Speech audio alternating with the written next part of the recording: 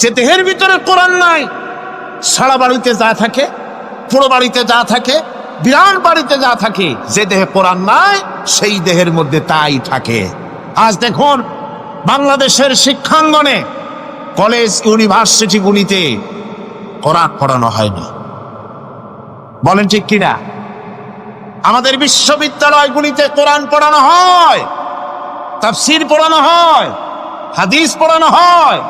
আর হাদিস কোরআন আল্লাহর কালাম পড়ানো হয় না বলে অবস্থা কি হয়েছে? হাদিস থেকে মিলায় নেন, ইন্নাল্লাযী লাইসা ফি জাওফিহি শাইয়্যুম মিনাল কুরআনি কাল বাইতিল খারিব।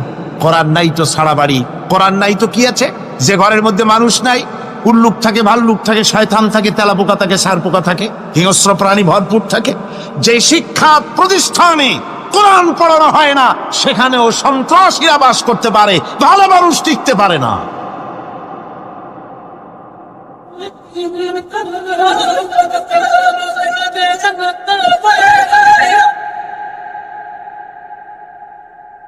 এই জন্য কোরআন যেখানে পড়া হয় না সেটা কবরের তুল্য, কোরআন যেখানে তেলাওয়াত হয় না সেটা কিসের তুল্য? কবরের তুল্য। আল্লাহর নবী বলেছেন, আনাবি হুরায়রা রাদিয়াল্লাহু তাআলা আনহু আন্নাহু ক্বাল ক্বালা রাসূলুল্লাহ সাল্লাল্লাহু আলাইহি ওয়াসাল্লাম লা তাজআলু বুয়ুতাকুম মাকাবির, রাওয়াহু মুসলিম। আল্লাহর নবী বলেন, তোমাদের ঘরগুলিকে তোমরা কবর বানায়ো না।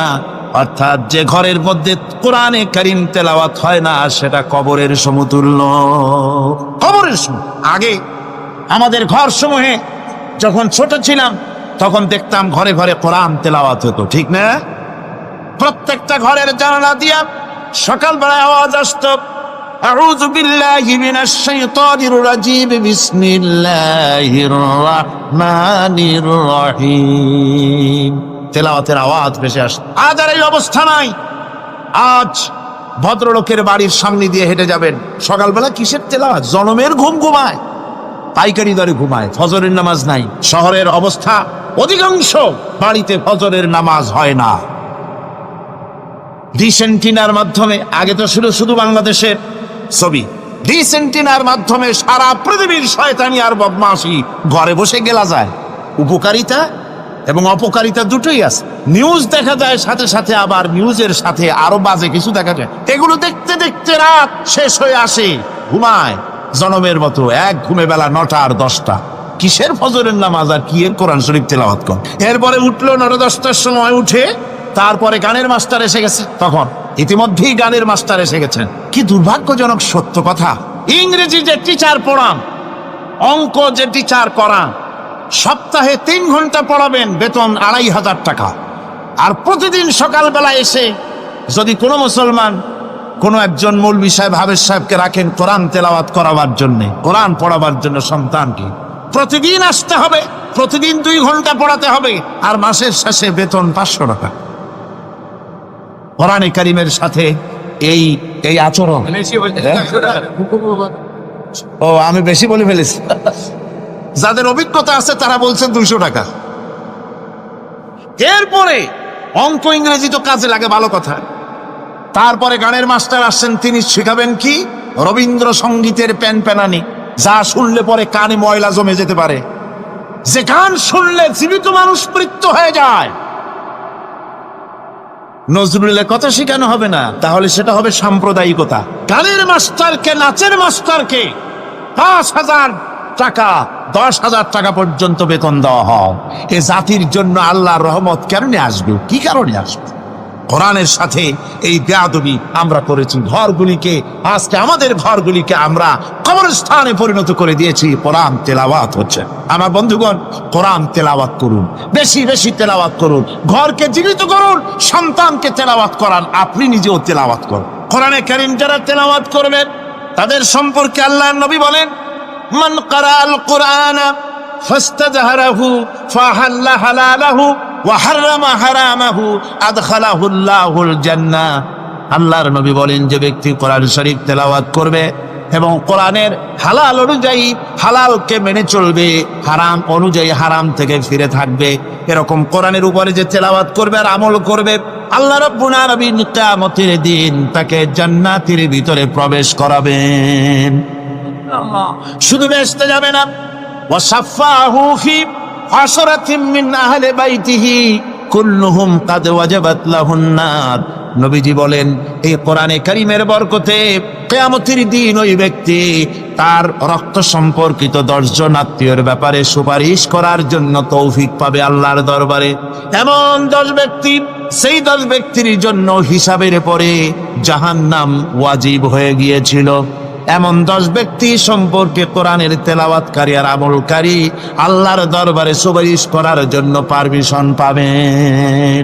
এমন নিয়ামত, সেই নিয়ামত থেকে আমরা বঞ্চিত হয়ে যাচ্ছি। আমি বলি না যে আপনারা কলেজ ইউনিভার্সিটিতে ছেলেদের পড়তে দিবেন না, আমি তা বলি না।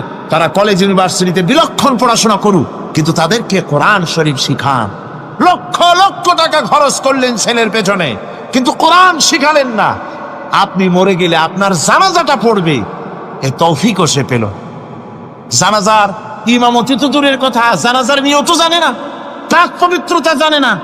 বাপ মরে গেছে, সে তখন ছিল মার্কেটে, শুনলো বাপ মরছে, তাড়াতাড়ি জানাজায় শরীক হতে হবে। প্যান্টও পাক নাই, যেহেতু পেশাবের যখন বেগ এসেছিল দেওয়ালের পাশে দাঁড়াইয়া কাম সারছে, দোয়া মোছার কাম নাই, মাথায় টুপি নাই, নাক মোছা রুমাল ছিল পকেটের, রুমালটা মাথায় দিয়া দাঁড়ায় গেল। আল্লাহু আকবার, বাপের কপালে যা আছে তাই হোক। তারপরে বাপ মরে গেছে, কান্না শুরু করেছে। যেদিন মরছে সেদিন কাঁদতেছে, পরের দিনও একটু মুখ মলিন কাঁদতে। নাম বল্টু মিয়া। তার আবার এক বন্ধু আছে, তার নাম শান্টু মিয়া। শান্টু মিয়া বলছে, মিয়া বল্টু কান্দো কেন? বাপ মরে গেছে। তা এগুলো বাঁচে নাকি? এগুলো মরিই যে, আমার একটা ছিল, ওটাও মরছে। চিরকাল কারো বাপ থাকে, সুতরাং এত মন খারাপ কেন? আসো, ইন্ডিয়া থেকে ভালো একটা বই আসছে, সেটা দেখে এত আনন্দ পাবে। বাপ তো বাপ, 14 গোষ্ঠী মরলেও মনের দুঃখ মুছে যাবে। এরপরে বাড়ি এনে তাকে সিনেমার ছবি দেখানো হলো। ছবি সে দেখলো, ফেরার সময় বাপের কবরের কাছ থেকে যাওয়ার সময় দাঁড়িয়ে গেল ক্ষণিকের জন্য। আহারে বাপ, বিদায় হয়ে গেলা, কি দেব তোমার? কিছু তো নাই আমার কাছে, তাই সারা রাত ধরে যা কিছু দেখলাম এগুলি তোমার আমলনামায় দিয়ে গেলাম। জোরে কর নাউযুবিল্লাহ। আমি সমস্ত পিতাদেরকে বলতে চাই, সন্তানদেরকে কোরআন শিখান, কাজে লাগবে। কোরআন শিখালে কাজে লাগবে। কোরআন শরীফ মুখস্থ করেন, বেশি করে মুখস্থ করেন কোরআনে কারীম, আপনার ফায়দা হবে। হযরত ওমর রাদিয়াল্লাহু তাআলা আনহু বর্ণনা করছেন যে রাসূল কারীম সাল্লাল্লাহু আলাইহি ওয়াসাল্লাম বলেছেন, ইউকালু লিসাহিবিল কুরআনি ইকরা ওয়ারাত্তিল কামা কুনতা তুরাত্তিলু ফিদ দুনিয়া। কিয়ামতের দিন জান্নাতীদেরকে, বেহেশতীদেরকে আল্লাহ রাব্বুল আলামিন বলবেন, কোরআন শরীফ তেলাওয়াত করো আর উপরের দিকে উঠতে থাকো। কোরআনে যেভাবে দুনিয়ার বুকে কোরআনে কারীম তুমি মুখস্থ করেছিলে, ধীরে ধীরে তেলাওয়াত করতে, ওইভাবে ধীরে ধীরে কোরআন তেলাওয়াত করো আর উপরের দিকে উঠতে থাকো। আল্লাহ পাক বলতে থাকবেন, উপরের দিকে ওঠো, তেলাওয়াত করো আর ওঠো। উঠতে উঠতে যেই জায়গায় গিয়ে তোমার তেলাওয়াত শেষ হয়ে যাবে, জান্নাতের ওই জায়গাটা তোমার জন্য বরাদ্দ হবে। আবু দাউদ শরীফের হাদিস, জান্নাতের ওই জায়গাটা তোমার জন্য বরাদ্দ হবে। এখন যাদের শুধু সূরা ইখলাস আর সূরা কাউসার মুখস্থ, তারা তো 2 পা আগাই বসে যাবে, উঠতে পারবেন না। বেশি বেশি মুখস্থ করেন, হাফেজে কোরআন হন অথবা হাফেজের মতো হন। বেশি বেশি মুখস্থ করেন সূরা ইয়াসিন, সূরা দুখান, সূরা আর রহমান, সূরা ওয়াকিয়া, সূরা মুজাম্মিল, যে সমস্ত সূরা, বেশি সূরা আল আরাফ, সূরা কাহাফ, সূরা মারিয়াম ইত্যাদি মুখস্থ করেন। কিয়ামতের দিন কাজে লাগবে। জান্নাতের অত উঁচায় উঠতে পারবেন। হাফেজে কোন জায়গায় যাবে? সুবহানাল্লাহ ওয়া বিহামদিহি। 30 পারা কোরআন যার সিনার ভিতরে, জান্নাতের কোন জায়গাটা আল্লাহ তাকে বরাদ্দ করবেন? সুবহানাল্লাহ, সুবহানাল্লাহ। কোরআনে কারীমকে মুখস্থ করুন, বেশি করে মুখস্থ করুন। কোরআনে কারীমকে বেশি করে তেলাওয়াত করুন। এই কোরআনে কারীমকে যারা বেশি করে তেলাওয়াত করবে, তেলাওয়াত করতে গিয়ে যারা আল্লাহর কাছে কিছু চাওয়ার সময় পাবে না, তাদের সম্পর্কে রাসূল করিম সাল্লাল্লাহু আলাইহি ওয়াসাল্লাম বলেছেন, হাদিসে কুদসি, হাদিসে কুদসি রাসূল করিম সাল্লাল্লাহু আলাইহি ওয়াসাল্লাম বলেছেন, ইয়াকুলু রাব তাবারাক ওয়া তাআলা মান শাগালাহুল কুরআন আন যিকরি মাসআলাতি আতাইতুহু আফজালা মা উতিয়া সাইলি। আল্লাহর নবী বলেন, আমার আল্লাহ পাক বলেছেন, কোরআন তেলাওয়াত করতে গিয়ে যারা ব্যস্ত থাকে, কোরআন তেলাওয়াত করতে করতে যারা আমার কাছে হাত পেতে কিছু চাওয়ার সময় পায় না, যারা আমার কাছে হাত পেতে কিছু চায়, তাদের থেকে তেলাওয়াতকারীদেরকে আমি রব্বুল আলামিন বেশি করে দেই। সুবহানাল্লাহ। কোরআন তেলাওয়াত করতে করতে যারা আল্লাহর কাছে হাত পেতে চাওয়ার সময় পায় না, আল্লাহ পাক বলেন যারা চায় তাদের থেকে তেলাওয়াতকারীকে আমি বেশি দেই। আমার বন্ধুগণ, শুধু তাই নয়, এ কোরআনে কারীম যারা তেলাওয়াত করবে, আমল করবে, কিয়ামতের দিন তার মা বাবার মাথার উপরে আল্লাহ রাব্বুল আলামিন, আবু দাউদ শরীফের হাদিসে এসেছে, তার মা বাপের মাথার উপরে নূরের টুপি পরিধান করানো হবে। এমন নূরের টুপি, এমন নূরের তাজ পরানো হবে, চন্দ্র সূর্যের আলোকে ম্লান করে দেবে। হাসরবাসীরা প্রশ্ন করবেন, এ লোকটি কে? কোনো ফেরেশতা নাকি? বলে না। কোনো নবী নাকি? বলে না। তবে কি ইনি কে? জবাব হবে, তিনি হচ্ছেন সেই ব্যক্তি যিনি তার সন্তানদেরকে কোরআন শিখিয়েছিলেন। কোরআন শিখানোর কারণে আল্লাহ রাব্বুল আলামিন আজ তার মা বাপের মাথার উপরে নূরের টুপি পরিধান করে হাসরের ভিতরে মর্যাদা দিলেন। কিয়ামতের দিন দুনিয়াও মর্যাদা পাওয়া যাবে, আখিরাতেও মর্যাদা পাওয়া যাবে যদি কোরআনে কারীমকে তেলাওয়াত করা যায়, আমল করা যায়, বোঝা যায়, তাহলে এই সমস্ত নিয়ামত আল্লাহ পাক দান করবেন। সুতরাং এই এত বড় নিয়ামত থেকে আমরা যেন কেউ বঞ্চিত হয়ে না যায়। কোরআন হচ্ছে এমন এক কিতাব যার তাফসীর লেখা হয় নাই।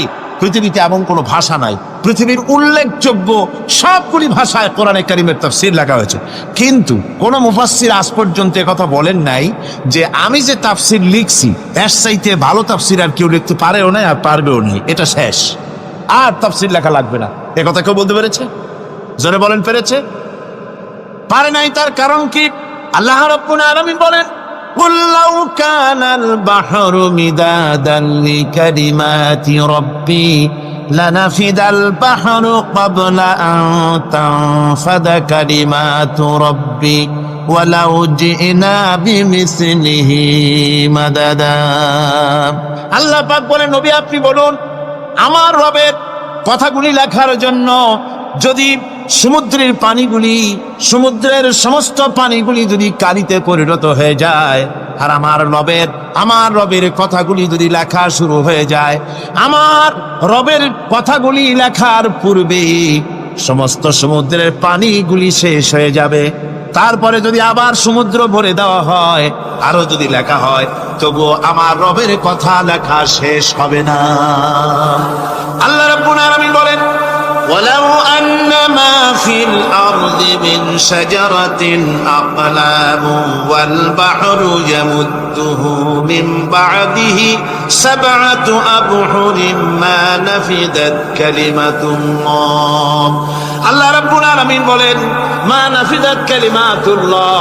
আল্লাহ পাক বলেন, 7টা সমুদ্রের পানি যদি একত্রিত করা হয়, 7টা সমুদ্রের পানি যদি এক জায়গায় করা হয়, এই পানিগুলি যদি কালিতে পরিণত হয়ে যায়, আর পৃথিবীর সমস্ত গাছগুলি যদি কলমে পরিণত হয়ে যায়, ওই গাছগুলি দিয়ে যদি ওই পানির রূপ কালি দিয়ে আমার প্রভুর কথা, আল্লাহ রাব্বুল আলামিনের কোরআনের কথা যদি লেখা শুরু হয়ে যায়, লিখতে লিখতে সমস্ত পানিগুলি, গাছগুলি শেষ হয়ে যাবে, আল্লাহ পাকের কালামের ব্যাখ্যা লেখা শেষ হবে না।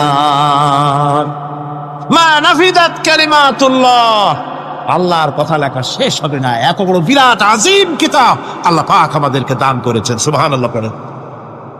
এই কিতাবের এত বড় গুরুভার আল্লাহ রাব্বুল আলামিন বলেছেন, লাউ আনজালনা হাযাল কুরআন আলা জাবালিন লারাআইতাহু খাশিআন মুতাসাদ্দিআন মিন খাশিয়াতিল্লাহ।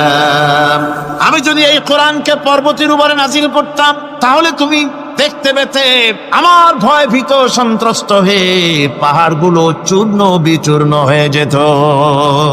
এত বড় আসিফ কিতাব আমি তোমাদেরকে দান করেছি, যার গুরুভার বহন করতে কেউ রাজি হয়নি, পাহাড় পর্বত কেউ রাজি হয়নি, মানুষ রাজি হয়েছে। এই মানুষের উপরে আমি এটা অবতীর্ণ করেছি, গোটা বিশ্ববাসীর সামনে এই কিতাব আমি দিয়েছি তোমাদেরকে, এর দ্বারা হেদায়েত তোমরা গ্রহণ করবে। কিয়ামতের দিন আল্লাহর এই বিরাট নিয়ামত আমাদেরকে দান করলেন, আমরা এই নিয়ামতের না শুকর করেছি, অর্থাৎ এই কোরআনকে আমরা ব্যবহার করেছি, সঠিকভাবে করি নাই, বেঠিকভাবে করেছি। প্রথম দিন, দ্বিতীয় দিন আমি বলেছি কোরআন শরীফকে শুধু তাবিজ তোমারের জন্য, শুধু সওয়াবের জন্য তেলাওয়াত করেছি। আসলে শুধু সওয়াবের জন্য তো আসেনি কোরআন। কোরআন বুঝতে হবে, আমল করতে হবে, তবে না শান্তি পাবো।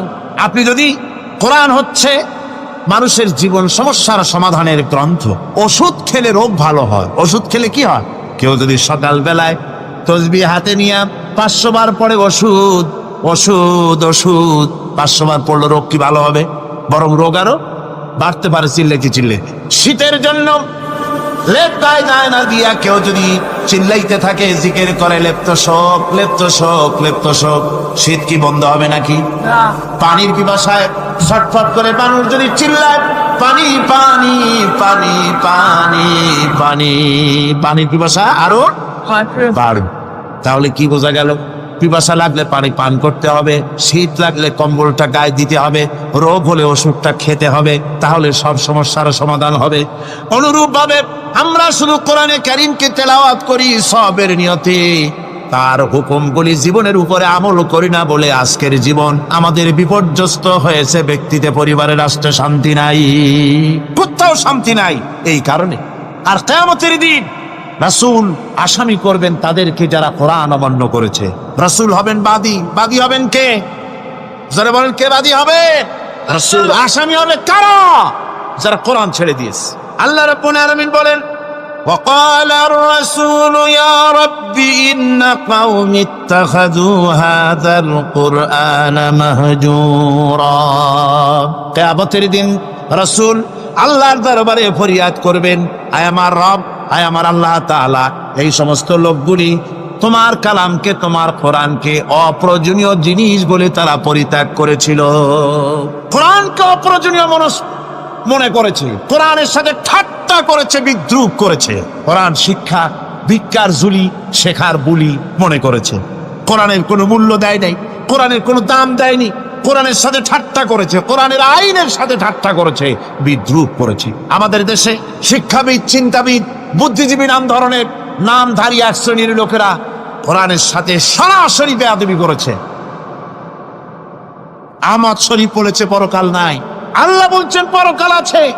আর আহমক, আহমদ তো না, ওটা কি? এই আহমক, সে বলেছে পরকাল নাই, বিবাহ মানি না, কবর আযাব মানি না, কিয়ামতের দিন বিচার হবে তাও মানি না, অস্বীকার করেছে। এটাকে নিয়ে ঠাট্টা করেছে। আহমদ শরীফ লিখেছেন নিজে যে আল্লাহ বলতে কেউ নাই, মানুষ তাকে চিন্তা করে সৃষ্টি করেছে, স্রষ্টা বলতে কেউ নাই। তারপরে আর একটা মেয়ে লোক, আমি ওটার নাম নিতে ঘৃণা বোধ করি, এটি হচ্ছে চরম ধর্মদ্রোহী, রাষ্ট্রদ্রোহী, নাস্তিক, জাহান্নামের কীট, ডাস্টবিনের আবর্জনা। এই মেয়ে লোকটি বলেছে, তার বইতে লিখেছে, বেহেশত হচ্ছে এক অসভ্য উদ্যান। কোরআন শরীফে আল্লাহ পাক বলেছেন, আমলে সালেহ যারা করবে, নবীরা, ওলিরা, সিদ্দিকিন, শুহাদা সব যাবে জান্নাতে। আর সেই জান্নাতকে এই খাবিসা, এই নিকৃষ্ট ধর্মদ্রোহী, রাষ্ট্রদ্রোহী মহিলা, এই সে বলেছে বেহেশত হচ্ছে এক অসভ্য উদ্যান। পৃথিবীর অতৃপ্ত বহুগামী পুরুষেরা তাদের থাকার জায়গা হবে ওই বেহেশতের মধ্যে। যেরকম নাউজুবিল্লাহ। এই মেয়ে লোকটি সমগ্র নারী জাতির কলঙ্ক। ভারত, বাংলাদেশের শ্রেষ্ঠ শত্রু ভারত, এই শয়তানকে পয়সা দিয়া পুষতেছে। কলকাতায় দাওয়াত দিয়ে আনন্দ পুরস্কার দিয়েছে। সে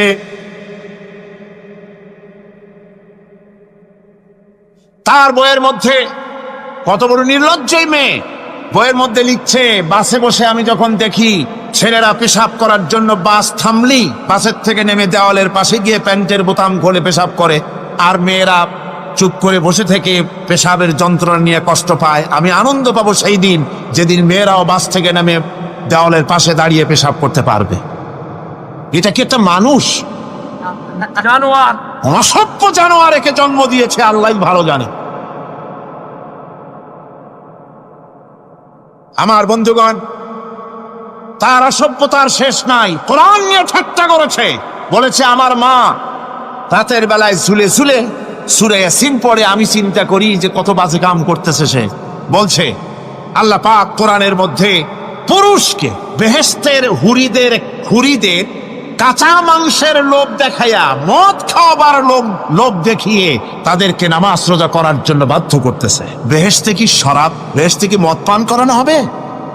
না, বেহেশতে মদ পান করানো হবে না। মদ তো নাপাক জিনিস। আল্লাহ পাক বলছেন বেহেশতে পান করানো হবে। ওয়াসাকাহুম রাব্বুহুম শারাবান তাহুরা, জান্নাতের ভিতরে আল্লাহ পাক শারাবে তাহুর পান করাবেন, যেটা নিজেও পাক এবং যে পান করবে সেও পবিত্র হয়ে যাবে। সুবহানাল্লাহ বিহামদিহি। সুতরাং এই কোরআন নিয়ে ঠাট্টা বিদ্রুপ যারা করেছে, কিয়ামতের দিন আল্লাহর দরবারে তাদেরকে উঠতে হবে, আজ হোক কাল। আমি জানি না বাংলাদেশ সরকার ভারতের ভয়ের চোটে এই মেয়ে লোককে পুলিশ প্রহারা দিয়া পুষতেছে নাকি আমার বুঝে আসে না। বাংলাদেশ সরকারের পররাষ্ট্র মন্ত্রণালয় রীতিমতো আসামির কাঠগড়ায় দাঁড়িয়ে বিবৃতি দিয়েছেন এবং তাকে পুলিশ প্রহরার ভিতরে রেখেছে। বাংলাদেশের দণ্ডবিধি অনুযায়ী ওর তো ফাঁসি হয়ে যাওয়া উচিত। কোরআনের বিরুদ্ধে কথা বলেছে, আল্লাহর কোরআন নিয়ে ঠাট্টা করেছে। আমার বন্ধুগণ,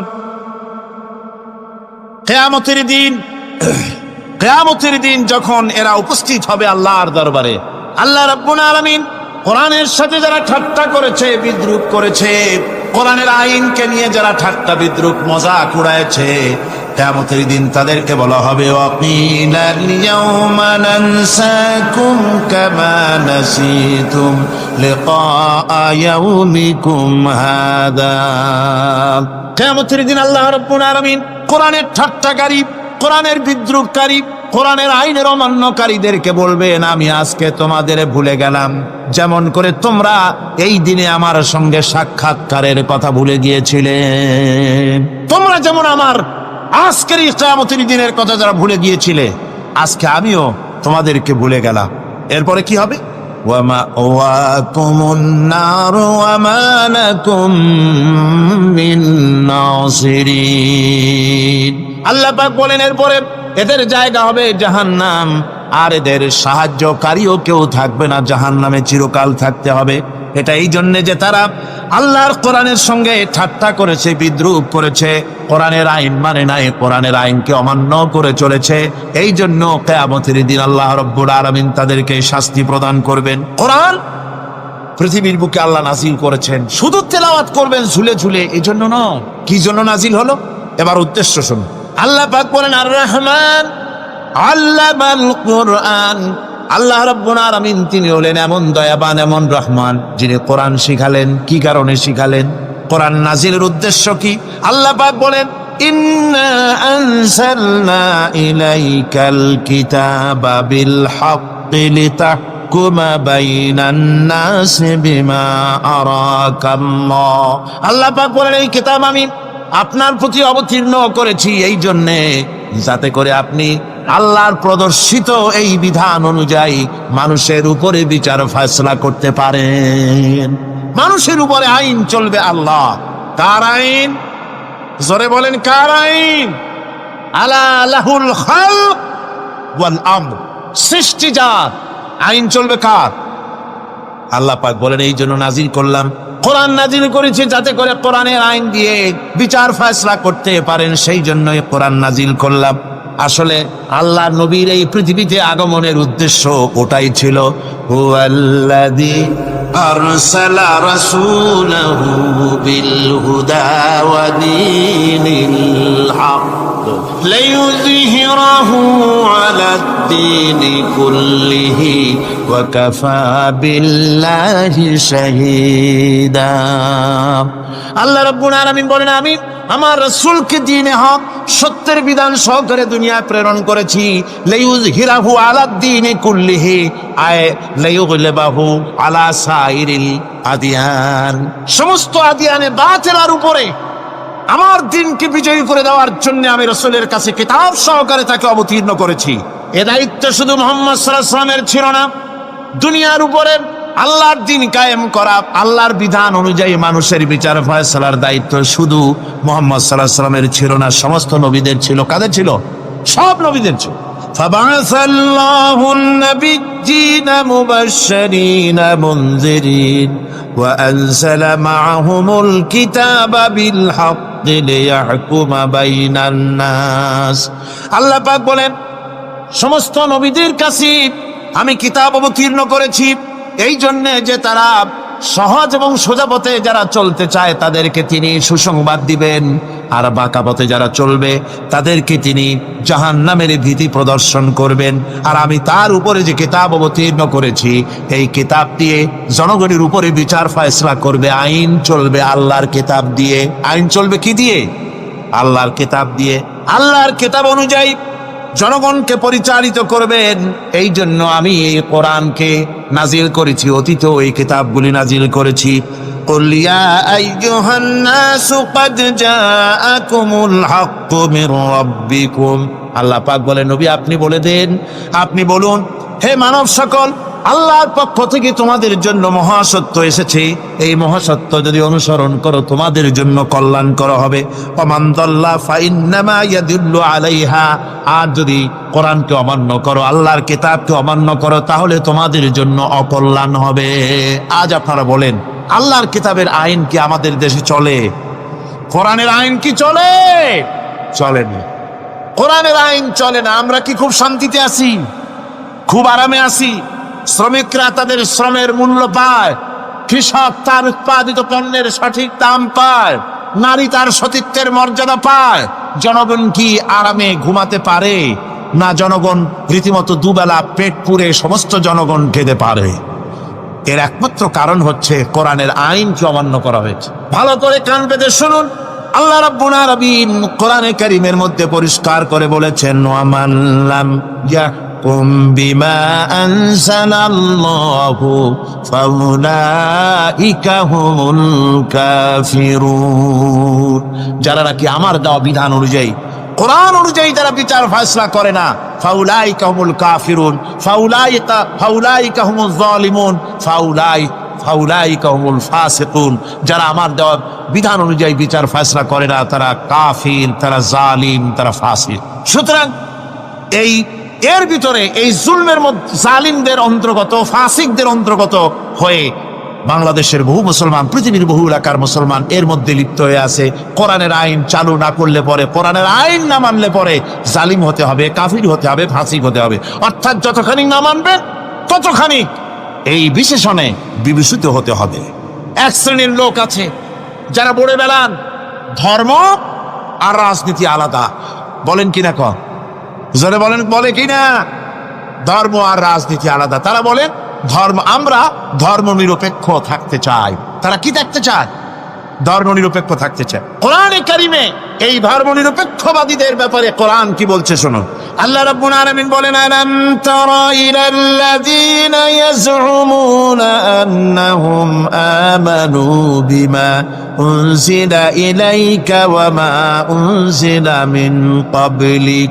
আল্লাহ পাক বলেন, হে নবী, তুমি কি সেই সব লোকদেরকে দেখেছ যারা দাবি তো করে যে আমরা আল্লাহর উপর ঈমান এনেছি আর এই কিতাবের উপর ঈমান এনেছি, এর পূর্বে যত কিতাব নাজিল হয়েছে সেসব কিতাবের উপরেও ঈমান এনেছি। ধর্মনিরপেক্ষবাদীরা তারা তো বলে না যে আল্লাহ মানি না, কোরআন মানি না, একথা বলে না? ওটা বলে না। কি বলে? সেই বলা কথাটি আল্লাহ এখানে অনেক আগে বলে রেখেছেন।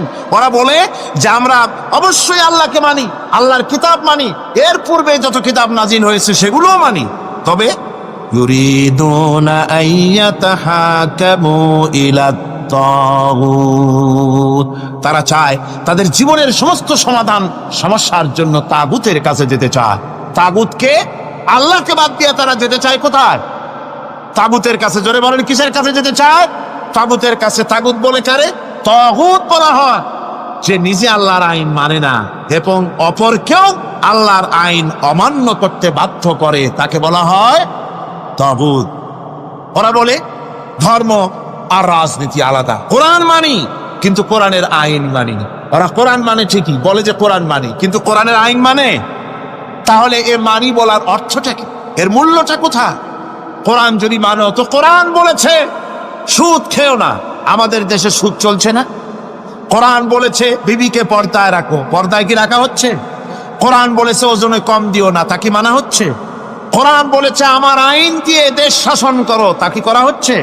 সুতরাং ধর্মনিরপেক্ষ মতবাদ যেটা, এই মতবাদটা কোরআনের দৃষ্টিতে কুফরি মতবাদ। ধর্মনিরপেক্ষ মতবাদ কি? জোরে বলেন, ধর্মনিরপেক্ষ মতবাদ কি? কোন মুসলমান, যে ব্যক্তি নিজেকে মুসলমান বলে দাবি করে, ধর্মনিরপেক্ষ মতবাদ সে বিশ্বাস করতে পারে না, জায়েজ নাই, হারাম। আফাতুমিনুনা বিবাদিল কিতাব ওয়া তাকফুরুনা বিবাদ, তোমরা কোরআনের কিছু অংশকে মেনে নিবে আর কিছু অংশকে করবে অস্বীকার। এটা যদি করো দুনিয়ার জীবনে পাবে দুনিয়ার জীবনে জিল্লতি আসবে, লাঞ্ছনা আসবে, আর কিয়ামতে পাবে জাহান্নামের শাস্তি। সুতরাং ধর্মনিরপেক্ষ মতবাদের অর্থ তারা বলে যে ধর্মহীনতা নয়, আসলে কিন্তু ধর্মনিরপেক্ষ মতবাদের অর্থই হলো ধর্মহীনতা। ঠিক কিনা কন? জোরে বলেন ঠিক কিনা? এই ধর্মনিরপেক্ষ মতবাদ আমাদের দেশের জন্ম হয় নাই, এর জন্ম হয়েছে ইউরোপ সভ্যতায়। প্রাচীন ইউরোপ সভ্যতায় এর জন্ম হয়েছিল, সেখান থেকে তার আন্ডা বাচ্চা ভারতে এসেছিল।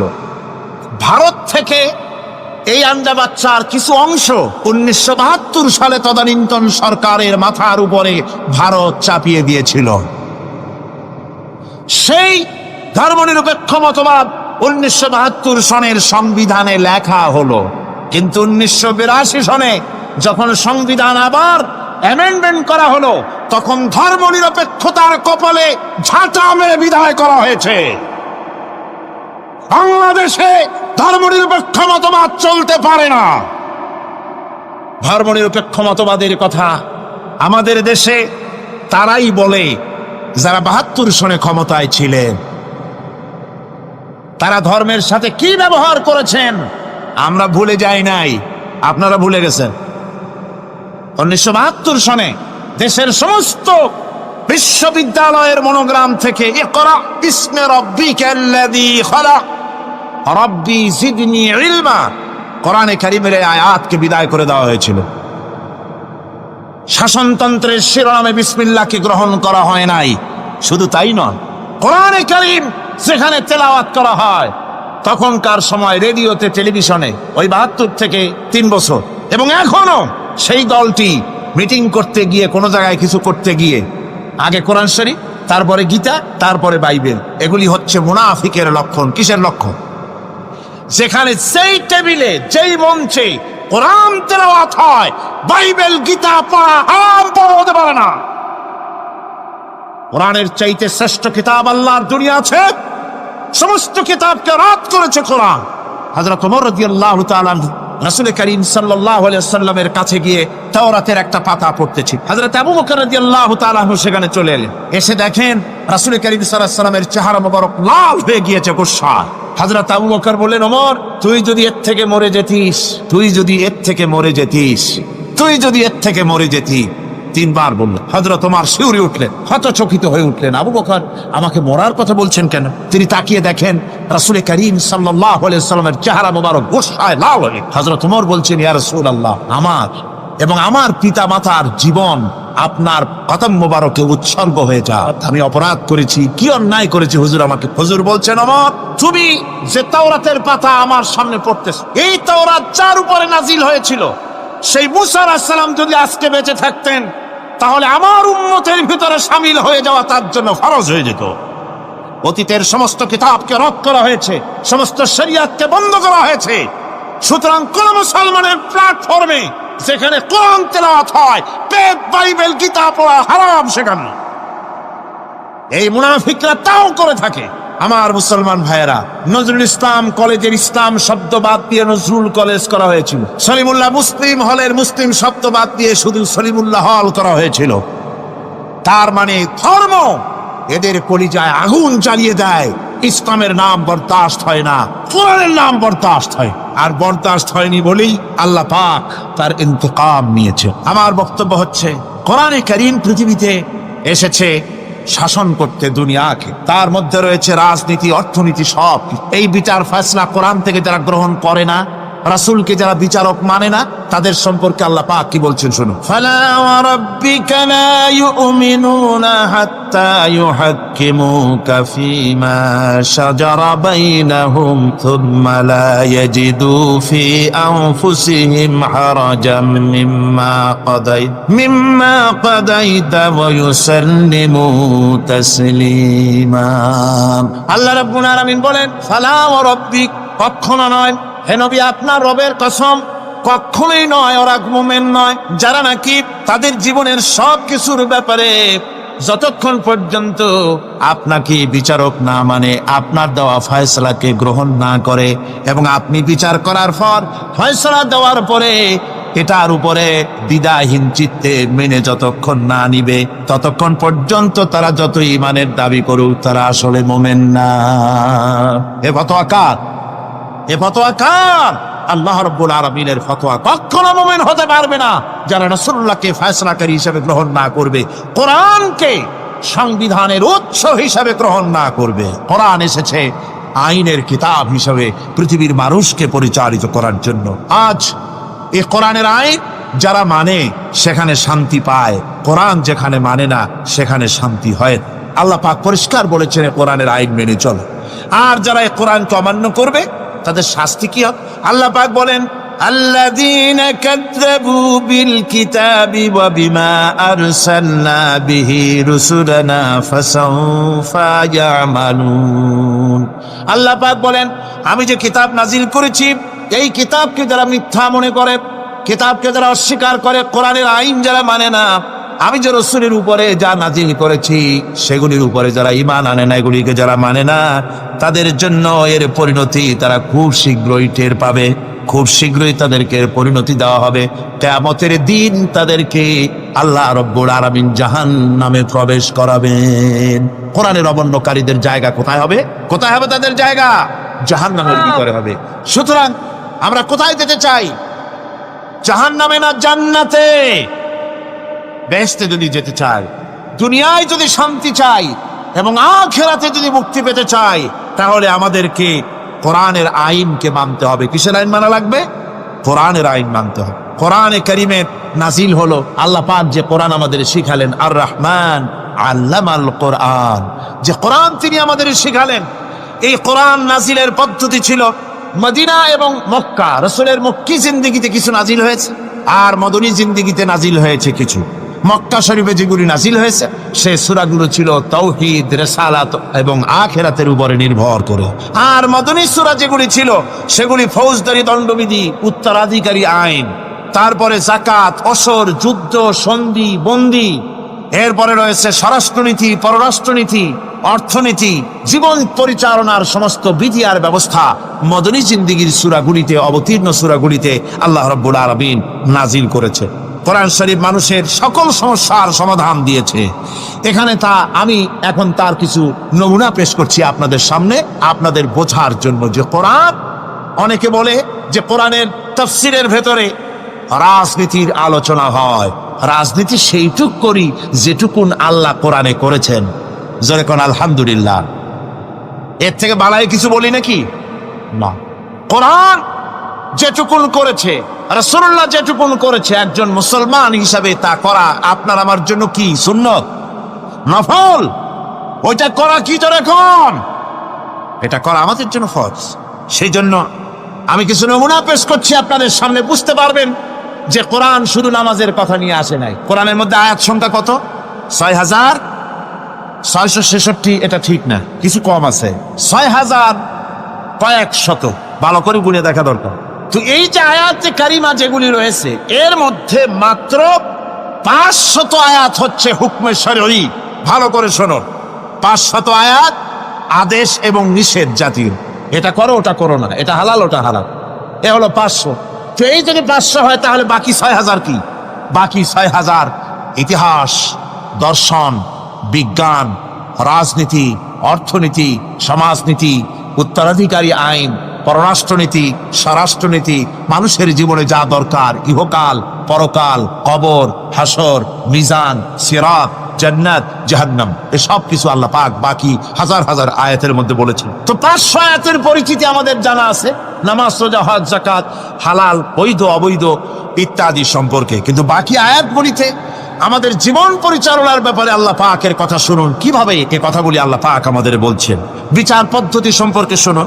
কোরআন যে বিচার পদ্ধতি আমাদেরকে দিয়েছেন, নিরঙ্কুশ ন্যায় বিচারের কথা কোরআন বলেছে।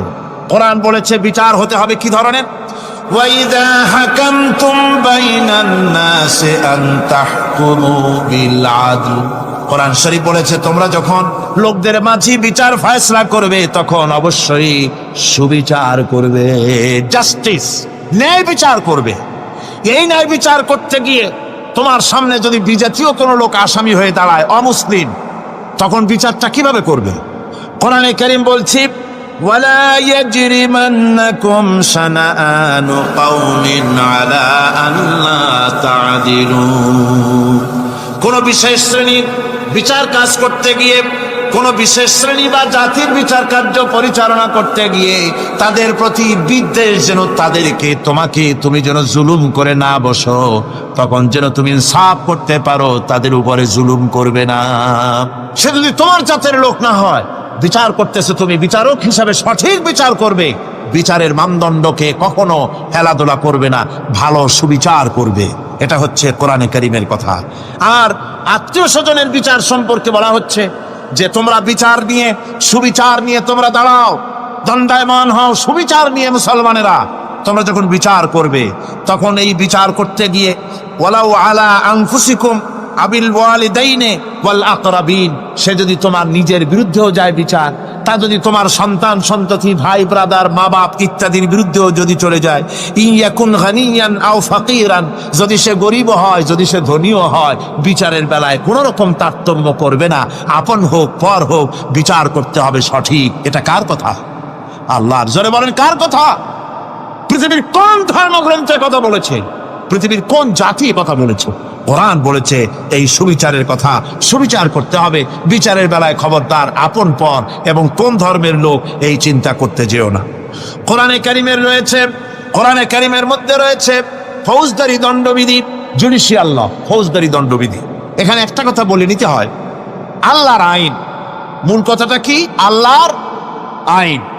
আল্লাহর আইনের কথা শোনা মাত্রই এক শ্রেণীর লোকেরা মনে করে আল্লাহর আইন মানেই হলো হাত কাটা, আল্লাহর আইনের অর্থই হলো গলা কাটা, আল্লাহর আইনের অর্থই হলো দৌড়া মারা। এটা একটা বাজে কথা। আল্লাহ পাকের আল্লাহ কি এইরকম একটা বদমেজাজি দারোগার মতো আল্লাহ যে মানুষ পাইলেই খালি পিটাবে আর হাত কাটবে? একটা কথা হইল হাত কাটা, গলা কাটা। এটা কখন সুবিচার প্রতিষ্ঠিত হয়ে যাবে, খাওয়া পড়ার গ্যারান্টি মিলবে, তারপরে যদি কেউ চুরি করে দৃষ্টান্তমূলক শাস্তি দাও হাত কেটে। এর আগে না? মদিনা মুনাওয়ারায় হযরত ওমর রাদিয়াল্লাহু তাআলা আনহুর সময় অনাবৃষ্টির কারণে দুর্ভিক্ষ দেখা দিয়েছিল। তখন হযরত ওমর জাস্টিসদেরকে, ম্যাজিস্ট্রেটদেরকে ডেকে পরিষ্কারভাবে এলান করে দিয়েছিল, এখন যদি কোনো চোর ধরা পড়ে, এই দুর্ভিক্ষ চলাকালীন কোন চোর যদি ধরা পড়ে আর প্রমাণিত হয় পেটের জ্বালায় চুরি করেছে, খবরদার তার হাতকে তোমরা কাটবে না, খবরদার হাত কাটবে না। ইসলাম তো আগে পেটে দেয়। আগে কোথায় দেয়? পেটে। তারপরে দেয় পিঠে, আগে দেয় না। মানুষের খাওয়া পড়া, শিক্ষা, চিকিৎসা, বাসস্থান সবটার গ্যারান্টি দেওয়া হয়। মদিনায় যখন এই গ্যারান্টি এসে গেল, চোরের হাত কাটা আইন মক্কায় নাজিল হয় নাই, নাজিল হয়েছে মদিনা মুনাওয়ারায়, রাসূলের মদনী জিন্দেগিতে। কোন সময়? যখন রাসূলুল্লাহ প্রেসিডেন্ট। রাসূলুল্লাহ কি? যখন রাসূলুল্লাহ কি রাষ্ট্রপতি, সেই সময় মানুষ দরজা খুলে ঘুমাবার সুযোগ পেল, খাওয়া পড়া, শিক্ষা, চিকিৎসা, বাসস্থানের গ্যারান্টি পেল। এই সময় আল্লাহ রাব্বুল আলামিন তিনি যখন দেখলেন ইসলামী সমাজ ব্যবস্থা কোরআনের আইনের মাধ্যমে মানুষ সব রকমের নিরাপত্তা লাভ করেছে, পেটের সমস্যার সমাধান হয়ে গেছে, তখন আল্লাহ আইন জারি করলেন, আস-সারিকু ওয়াস-সারিকাতু ফাকতাউ আইদিয়াহুমা। চোর পুরুষ হোক আর নারী হোক, উভয়ের হাত কেটে দাও। পুরুষ হোক আর নারী হোক, এখন উভয়ের হাত কেটে দাও। দৃষ্টান্তমূলক শাস্তি হোক, যাতে করে এই চুরি আর কেউ না করে। পেটে খাবার আছে, চাকরি আছে, ওষুধ আছে, শিক্ষা আছে, থাকার মতো জায়গা আছে, এখন চুরি করো কেন? তাহলে বোঝা যাবে এটা নেশায় পরিণত হয়েছে। কি হয়েছে? নেশা। তখন তো আর চোরেকে বসায় সেলুট মারা আর যাবে না, এখন হাতটা কাটিয়া একটা শাস্তি দিয়ে দাও। আমাদের দেশে কিন্তু চোরের হাত কাটা আইনের ব্যাপারে কোনো চোরেরা আজ পর্যন্ত মিছিল করে না। বাংলাদেশের কোন ছোট ছোট চোর, যেমন তাল চোর, বেল চোর, কচু চোর, ছাতি চোর, জুতা চোর, আরো যত ছোট ছোট চোর, এই সব চোরেরা কি কোনোদিন মিছিল করেছে যে চোরের হাত কাটা আইন মানি না, মানবো না? বলেছে কেউ? বলেন। কিন্তু এই আইনের বিরুদ্ধে সোচ্চার কারা? কোন চোরেরা? নিশ্চয়ই ছোট চোরেরা নেই, বড় চোর যারা তাল বেল চুরি করে না, বরং কলমের খোঁচা দিয়া সরকারের জনগণের লক্ষ কোটি কোটি টাকা পকেটস্থ করেন মেহরবানি করে। ওইসব তারা মনে করেন যদি এই আইন চালু হয়ে যায় তাহলে তালচোর বেলচোরের তো কোনো ক্ষতি নাই, ইসলামী রাষ্ট্র চালু হলে পরে তো সকলের পেটে ভাত আসবে, ওই তাল বেল আর চুরি করা লাগবে না, তাদের তো সুবিধা। কিন্তু মুসিবতটা তো আমাদের হবে, বেশি খাইয়া খাইয়া জিব্বা পুরু হয়ে গেছে। এখন ওই বেশি খাইতে না পারলে বদভ্যাস চালু হয়ে যাবে, চুরি করতে যখন যাইবে তখন এই আইন তো বিসমিল্লাহ হবে আমাদের দিয়া। এই জন্য ওনারাই বিরোধিতা করেন চরম ভাবে। আর ইসলামের সব আইনের সাথে বিরোধিতা করার জন্যে বাংলাদেশে যতগুলি পত্রিকা বেরিয়েছে তার মধ্যে শীর্ষস্থানে রয়েছে ভারতের রায়ের টাকায় পরিচালিত নিকৃষ্ট আবর্জনা পত্রিকা আজকের কাগজ।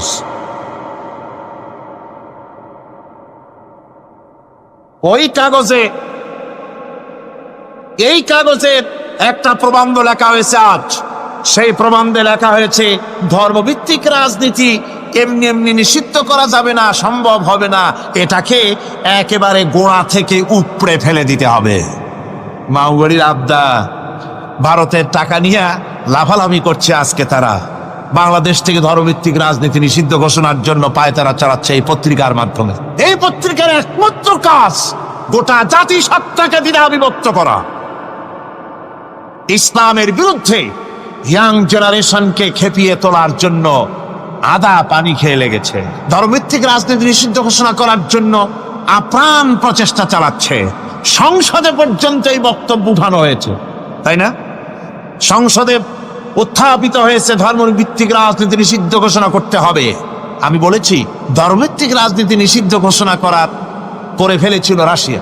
রাশিয়ার যেই পার্লামেন্টে বসে ধর্মভিত্তিক রাজনীতি নিষিদ্ধ ঘোষণা করা হয়েছিল, যে পার্লামেন্টের ঘোষণার বলে লক্ষ লক্ষ মুসলমানদেরকে জমা করা হয়েছে রাশিয়ায়, যে পার্লামেন্টের ঘোষণার বলে মসজিদ মাদ্রাসা ভেঙে চুরি একাকার করে দেওয়া হয়েছিল রাশিয়ায়, যেই পার্লামেন্টে বসে আলেম ওলামা পীর দরবেশদেরকে হত্যা করার জন্য নির্দেশ দেওয়া হয়েছিল রাশিয়ার যে পার্লামেন্ট থেকে, সেই দেশ আজ আর আস্ত নাই, দেশটা টুকরা টুকরা হয়ে গিয়েছে।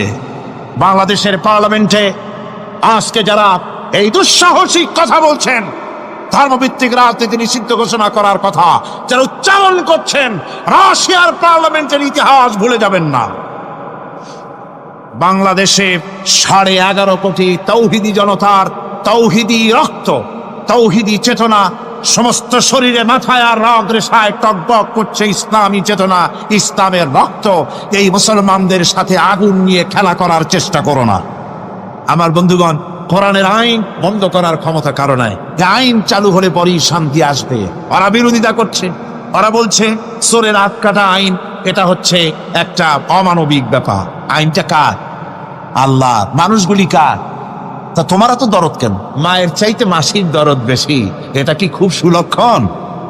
না, এটা দারুণ কুলক্ষণ। সুতরাং আল্লাহ রাব্বুল আলামিন তার আইন হচ্ছে শাশ্বত আইন। চোরের হাত কাটা আইন অর্থ এ নয় যে বাংলাদেশ ইসলামী দল যদি ক্ষমতায় আসে পাইকারি দরে চোরের হাত কাটা আরম্ভ করবে না।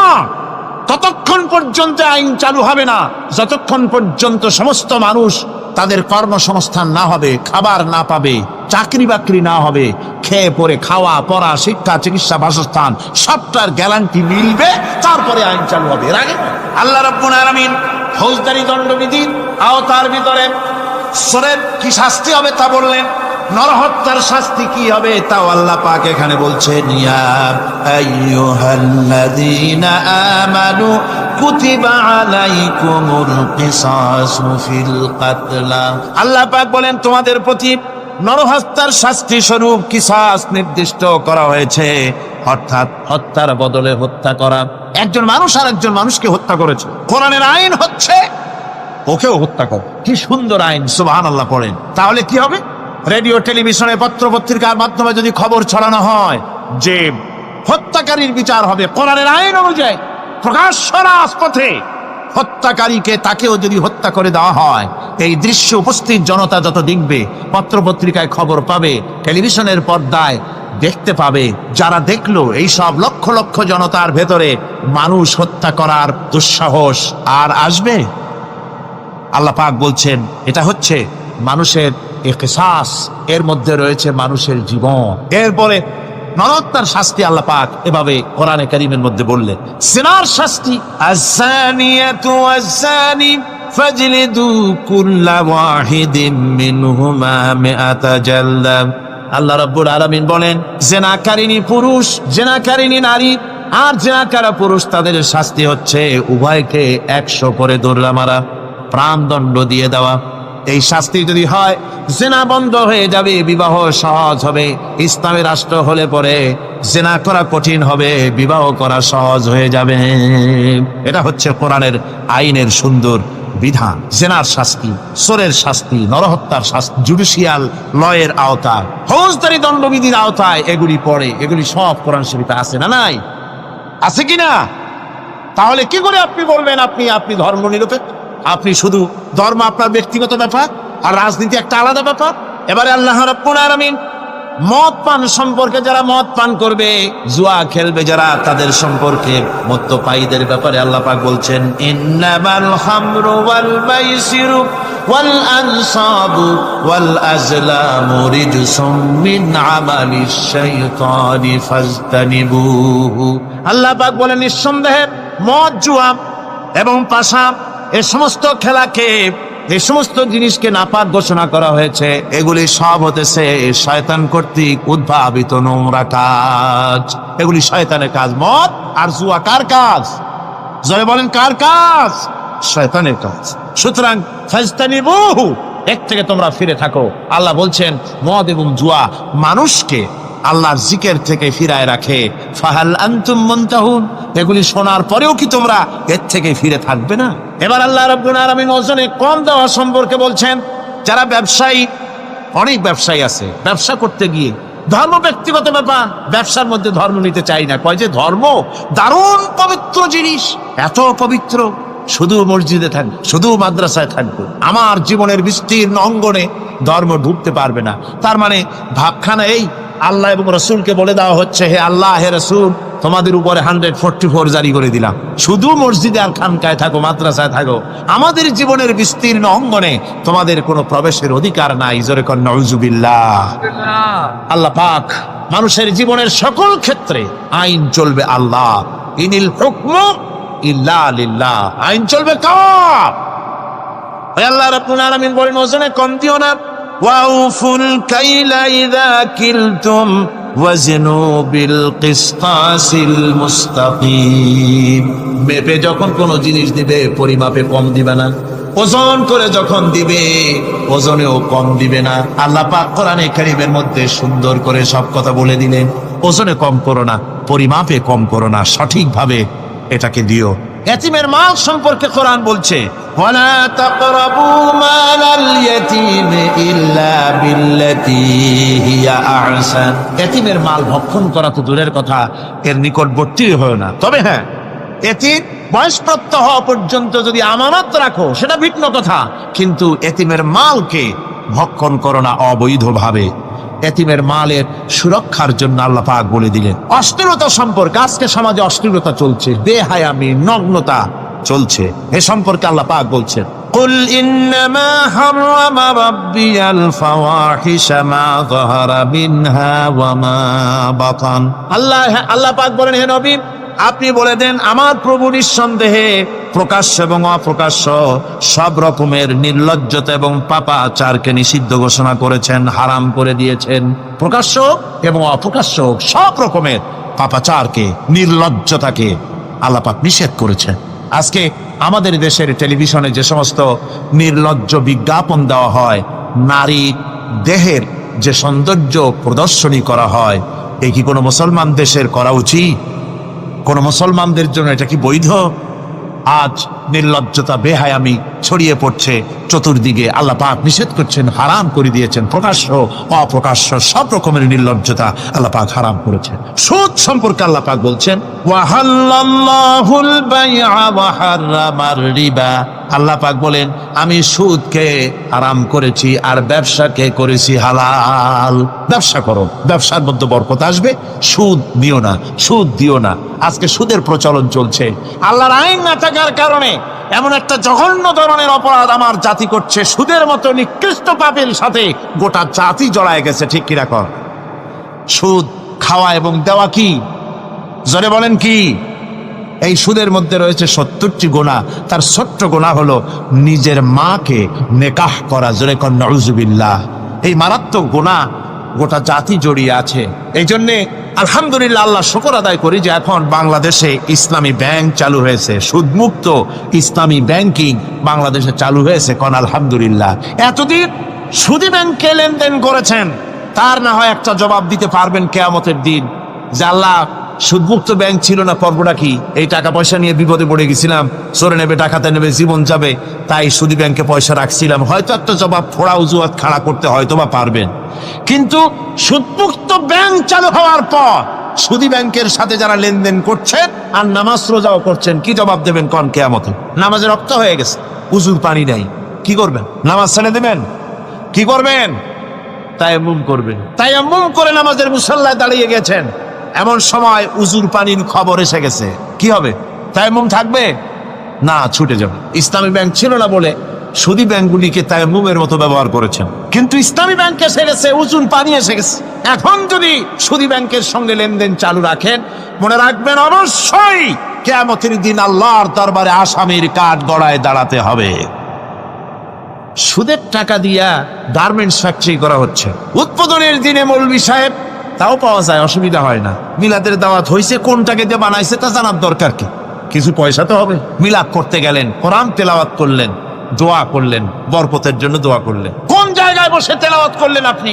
কার নামে দরুদ পড়লেন? কোন জায়গায় পড়লেন যে সুদের টাকা দিয়ে ঘরটা তৈরি হলো, আল্লাহর সাথে বাগাওয়াত করা হলো?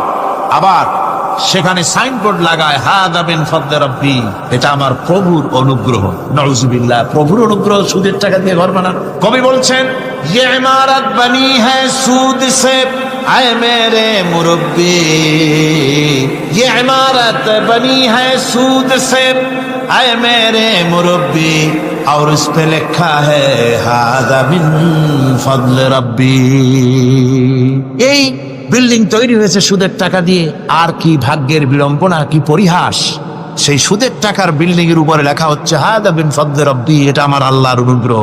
নাউজুবিল্লাহি মিন যালিক।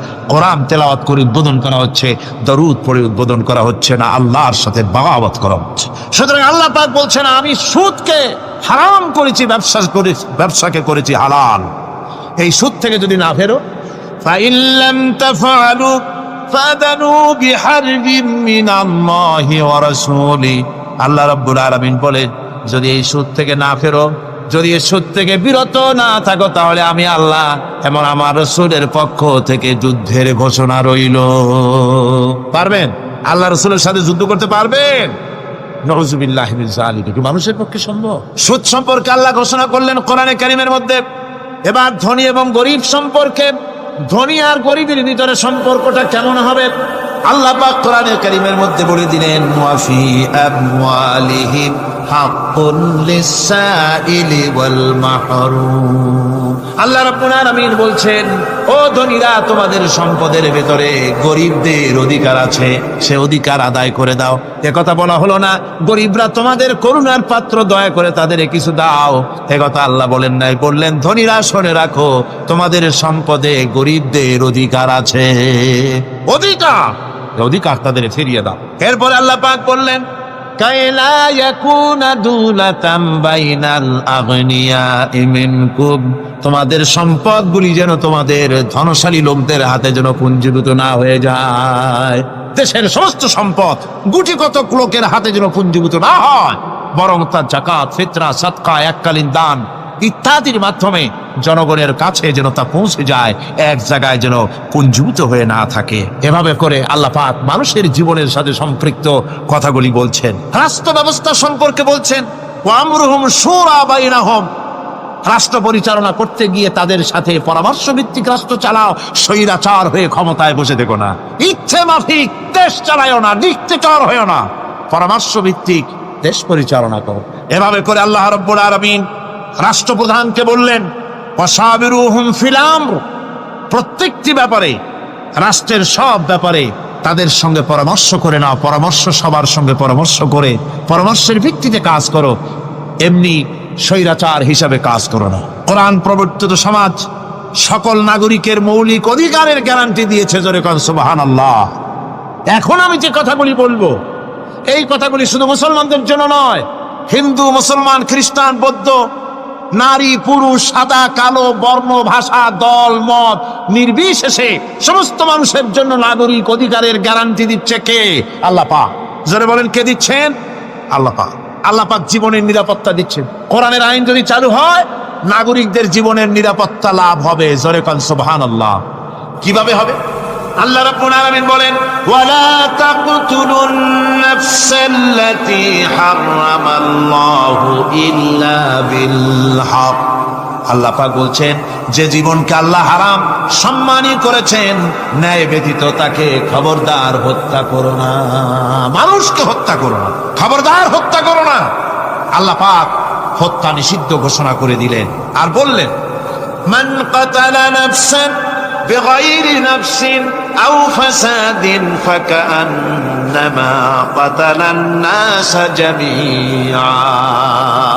কেউ যদি কোন নরহত্যা এবং বিপর্যয় সৃষ্টি করে, কোন অপরাধ ছাড়া যদি কেউ কোন নির্দিষ্ট অভিযোগ, তাকে হত্যার শাস্তি দেওয়া যায় কোরআন অনুযায়ী, এরকম ছাড়া যদি অন্যায়ভাবে কেউ কাউকে হত্যা করে, তাহলে একটা লোক হত্যা করা নয়, একটা মানুষ হত্যা করার অর্থ হলো গোটা বিশ্বের সমস্ত মানুষকে হত্যা করা। কে বলছেন এ কথা?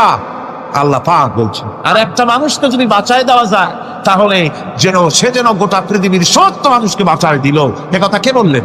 আল্লাহ সুবহানাহু ওয়া তাআলা বলেছেন। এরপরে নরহত্যা যারা করবে তাদের জন্য রয়েছে শাস্তি। কি শাস্তি? আল্লাহ পাক বলছেন, ওমাইয়াকতুল মুমিনান মুতাআম্মিদান ফাজাযাউহু জাহান্নামু খালিদান ফিহা وغضب الله ولعنه وأعد له عذابا عظيما। আল্লাহ পাক বলছেন, ওমাইয়াকতুল মুমিনান মুতাআম্মিদান, যে ব্যক্তি কোনো মুমিনকে ইচ্ছে করে হত্যা করলো, ফাজাযাউহু জাহান্নাম, তার শাস্তি কি? যারা বলেন শাস্তি কি? খালিদ, সেই জাহান্নামে চিরকাল তাকে থাকতে হবে। ওয়া গাদিবাল্লাহ ওয়া লানাহু, আর তার উপরে আল্লাহর গজব, আল্লাহর লানত, চিরকাল এই শাস্তি তাকে জাহান্নামে ভোগ করতে হবে। এই কথাগুলি না জানার কারণেই আজকে কলেজ বিশ্ববিদ্যালয়গুলিতে মানুষ হত্যা চলছে পাখি হত্যার মতোই। ঠিক কিনা গণ? বিশ্ববিদ্যালয়গুলিতে, কলেজগুলিতে মায়ের কোল খালি করা হচ্ছে, পিতাকে কাঁদানো হচ্ছে।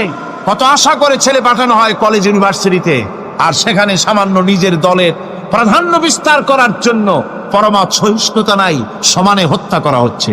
এভাবে হত্যা করা হচ্ছে রাজশাহীতে, হত্যা করা হচ্ছে ঢাকায়, চট্টগ্রামে, খুলনায়। আপনারা অবাক হবেন, খুলনায় যেভাবে হত্যা করলো একজন নেতৃস্থানীয় ব্যক্তি, যিনি খুলনায় গিয়ে বললেন, আমি লাশ চাই, লাশ চাই। তার উপস্থিতিতে ইসলামী ছাত্র শিবিরের দৌলতপুর বিএল কলেজের জিএস আব্দুল হালিম মুন্সি মসজিদে নামাজ পড়তে গিয়েছে। সেই অবস্থায় তাকে মসজিদের ভিতরে গুলিবিদ্ধ করেছে। জান বাঁচাবার জন্য এই ছেলে পার্শ্ববর্তী পুকুরের মধ্যে ঝাঁপায় পড়েছে। সেখান থেকে তাকে টেনে তুলে তাকে কোপানো হচ্ছে। সে টানি টানি বলে চিল্লাচ্ছে। এই অবস্থায় মসজিদের সিঁড়ির উপরে কাত করে তাকে জমাও করা হয়েছে।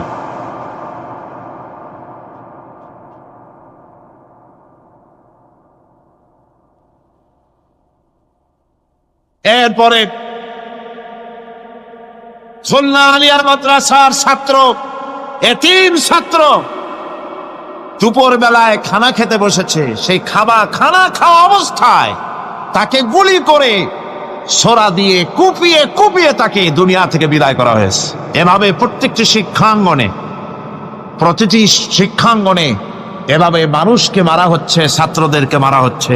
যারা মারছে আমি তাদের উদ্দেশ্যে বলতে চাই, যারা তোমরা মানুষ হত্যা করতেছো, পাখির মতো শিকার করতেছো, মনে রেখো আল্লাহর বিচার দু রকমের হয়, একটা হয় দুনিয়ায় আর একটা হয় আখিরাত। দুনিয়ায় তুমি যার সন্তানকে হত্যা করেছো, যার সন্তানকে হত্যা করে যার মা বাপকে কাঁদায়েছো, দুনিয়ার শাস্তিটা এভাবে আল্লাহ তোমাকে দিবেন, তুমিও নিহত হবে। তুমি যাকে হত্যা করেছিলে তার মা বাপ যেমন কেঁদেছে, তোমার মা বাপও তেমন কাঁদবে। তুমি যদি কাউকে হত্যা করে তার স্ত্রীকে বিধবা করে থাকো, তোমাকেও আল্লাহ হত্যা করাবেন এবং তোমার স্ত্রীও বিধবা হবে। তুমি যদি কাউকে হত্যা করে তার সন্তানকে এতিম বানায় থাকো, অবশ্যই তুমিও নিহত হবে, নিহত হবে। আর তোমার সন্তানেরা এতিম হয়ে কাঁদবে, ভিক্ষাও মিলবে না, আল্লাহ এমন করে ছাড়বে। অন্যদেরকে তুমি যদি একটা গুলি করে কারো বুককে ঝাঁঝরা করে থাকো, অসংখ্য গুলি তোমার বুকটাকে ঝাঁঝরা করবে। আল্লাহর কসম, যেভাবে মানুষ মেরেছো এইভাবে এর থেকে নৃশংসভাবে তুমিও মরবে, কোনো সন্দেহ না। আল্লাহর এই বিচার হবে। সুতরাং আল্লাহর এই বিচারের কথা কোরআন থেকে যারা জানে তারা সন্ত্রাস করে না। এই জন্য কলেজ বিশ্ববিদ্যালয় সমূহে সন্ত্রাস হয়, মাদ্রাসাগুলিতে সন্ত্রাস হয় না বললেই চলে। কথা কি ঠিক বললাম না বাড়ায় বললাম? সন্ত্রাসের কারণে টাইটেল মাদ্রাসা বন্ধ হয়েছে কয়টা বাংলাদেশে? ফাজেল মাদ্রাসা কয়টা? দাখিল কয়টা? ইল্লা মাশাআল্লাহ দুই একটা হতে পারে কোথাও, কিন্তু তা হয় না। কারণ মাদ্রাসায় এই সব কথা পড়ানো হয় যা আমি বললাম। কোরআন থেকে যে কথাগুলি বললাম এগুলি কোথায় পড়ানো হয়? আজকে যদি কলেজ বিশ্ববিদ্যালয় সমূহে কোরআন পড়ানো হতো, তাফসীর পড়ানো হতো, তাহলে বিশ্ববিদ্যালয় থেকে রবীন্দ্রনাথ আর সূর্য সেনের পা চাটা উলামা বের হতো না, শহীদ তিলকির বেরিয়ে আসতো, টিপু সুলতান বেরিয়ে আসতো, সালাউদ্দিন আইয়ুবী বেরিয়ে আসতো। দুর্ভাগ্যজনক আজ কলেজ বিশ্ববিদ্যালয়গুলিতে আল্লাহর কোরআন পড়ানো হয় না বলে আমাদের পাঠানো সোনার টুকরা ছেলেগুলি কয়লার টুকরা হয়ে ফিরে আসতেছে। বন্ধুগণ, জীবনের নিরাপত্তা দিচ্ছেন আল্লাহ পাক। কোরআনের আইন চালু হলে মানুষকে হত্যা করা হবে না, কেউ কাউকে মারতে পারবে না, মারলে তাকেও নিহত হত্যা করা অবশ্যই হবে। সম্পদের নিরাপত্তা দিচ্ছেন আল্লাহ, গ্যারান্টি। হিন্দু হোক মুসলমান হোক সকলের সম্পদের গ্যারান্টি মিলবে, কেউ কারো সম্পদকে হরণ করবে না, গসব করবে না। কোরআন বলছে ওয়ালা তাকুলু আমওয়ালাকুম বাইনাকুম বিল বাতিল, পরস্পরের সম্পদকে অবৈধভাবে ভক্ষণ করো না। সম্মানের নিরাপত্তা হচ্ছে ইসলামী সমাজ চালু হয়ে গেলে আল্লাহ রাব্বুল আলামিন সম্মানের নিরাপত্তা দিবেন প্রত্যেক নাগরিকের। আল্লাহ পাক বলছেন ইয়া আইয়ুহাল্লাযীনা আমানু লা ইয়াসখার কওমুম মিন কওমিন, হে বিশ্বাসীরা তোমরা এক গোত্র আর এক গোত্রকে ঠাট্টা করো না। চাষিরা তাঁতিদেরকে গালি দিও না, তাঁতিরা চাষিদেরকে জেলেদেরকে গালি দিও না। এক গোত্র আর এক গোত্রকে ঠাট্টা করো না, বিদ্রুপ করো না। ওয়ালা তালমিজু আনফুসাকুম ওয়ালা তানাবাজু বিল আলকাব, একে অপরের দোষ গিয়ে বেরিও না, একে অপরকে খারাপ নামে ডেকো না, একে অপরের কুৎসা রটনা করো না। আল্লাহ নিষেধ করেছেন। ইসলামী সমাজ হলে পরে মানুষ সব দিক থেকেই নিরাপত্তা পাবে, গ্যারান্টি পাবে, ব্যক্তি স্বাতন্ত্র্যের প্রাইভেসির নিরাপত্তা পাবে। কারো ঘরের মধ্যে কেউ হঠাৎ করে ঢুকবে না, অর্ডার নিয়ে ঢুকতে হবে, পারমিশন নিয়ে ঢুকতে হবে। আল্লাহ পাক বলেছেন লা তাদখুলু বুয়ুতান গায়রা বুয়ুতিকুম হাত্তা তাস্তানিসু ওয়া তুসাল্লিমু আলা আহলিহা, অন্যের ঘরের মধ্যে পারমিশন ব্যতিরেকে প্রবেশ করো না। আগে সালাম দাও, পারমিশন নাও, তারপরে ঢোকো। যদি জবাব না আসে চলে যাও, বেরিয়ে যাও, এটা তোমার জন্য কল্যাণকর হবে। তারপরে ইচ্ছে মতো ধর্ম পালনের নিরাপত্তা পাওয়া যাবে ইসলামী সমাজে। কাউকে বাধ্য করা হবে না ইসলাম কবুল করার জন্য বা অন্য ধর্ম কবুল করার জন্য, কাউকে বাধ্য করা হবে না। কোরআনে কারীম বলছে লা ইকরাহা ফিদ্দিন, ধর্মের ব্যাপারে কোনো বাড়াবাড়ি করা যাবে না, কারো উপরে কোনো ধর্মমত চাপিয়ে দেওয়া যাবে না। যার ইচ্ছে তার ইচ্ছে মতো স্বাধীনভাবে তার ধর্মকর্ম পালন সে করতে পারবে। এই ধর্ম পালনের কথা বলতে এসে আমার মনে পড়লো এবছরের হিন্দুদের দুর্গাপূজার কথা। আপনারা বলতে পারেন যে কি এর মধ্যে কি ঢুকাই দিলেন? ঠিকই ঢুকাইছে। আমি বুঝি না যে কেমন ধর্ম। আপনারা আমারে কন, দেশের প্রধান বিরোধী দল তারা যদি বলে যে আমাদের এই দাবি যদি সরকার না মানে, তাহলে 1 বছরের ভেতরে আমার দলে যত লোক আছো কেউ জুমার নামাজ পড়বা না, তাহলে তাদের দলের লোকেরা তা কি মানবে? মানবে? বিএনপি যদি বলে, সরকারে যারা আছে, যে আমাদের এই সমস্ত কথা যদি বিরোধী দল না মানে, তাহলে আমার দলের কোনো লোক ঈদের নামাজ পড়বে না, শুনবে কেউ? শুনবে না। আমার ভাইরা, কোরআনে কারিমের আলোচনা শেষ দিকে এসেছে। আমরা মোনাজাত করব। এখন মোনাজাতের জন্য দাঁড়ানো ভাইয়েরা এক মুহূর্তে বসে পড়ুন। আজকে আপনাদের জন্য দারুণ সুখবর আছে। আজ কোরআনে কারিমের আলোচনা শুনে, কোরআনে কারিমের প্রতি মুগ্ধ হয়ে, ইসলামের আদর্শ উদ্বুদ্ধ হয়ে 5 জন অমুসলিম ভাই ইসলাম কবুল করতে এসেছে।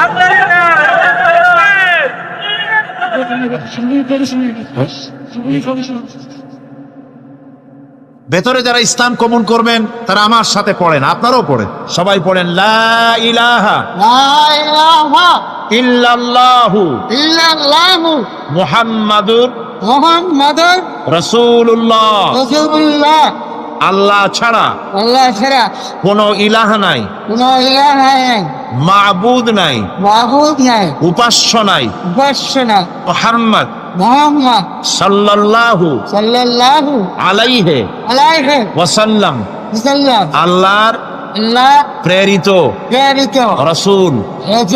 আশহাদু আন লা ইলাহা ইল্লাল্লাহু ওয়াহদাহু লা শারীকা লাহু ওয়া আশহাদু আন্না মুহাম্মাদান আবদুহু ওয়া রাসূলুহু। আমি সাক্ষ্য দিচ্ছি আল্লাহ ছাড়া কোনো ইলাহ নাই, মাবুদ নাই, উপাস্য নাই। তিনি এক, একক, নিরঙ্কুশ, তার কোনো অংশীদার নাই।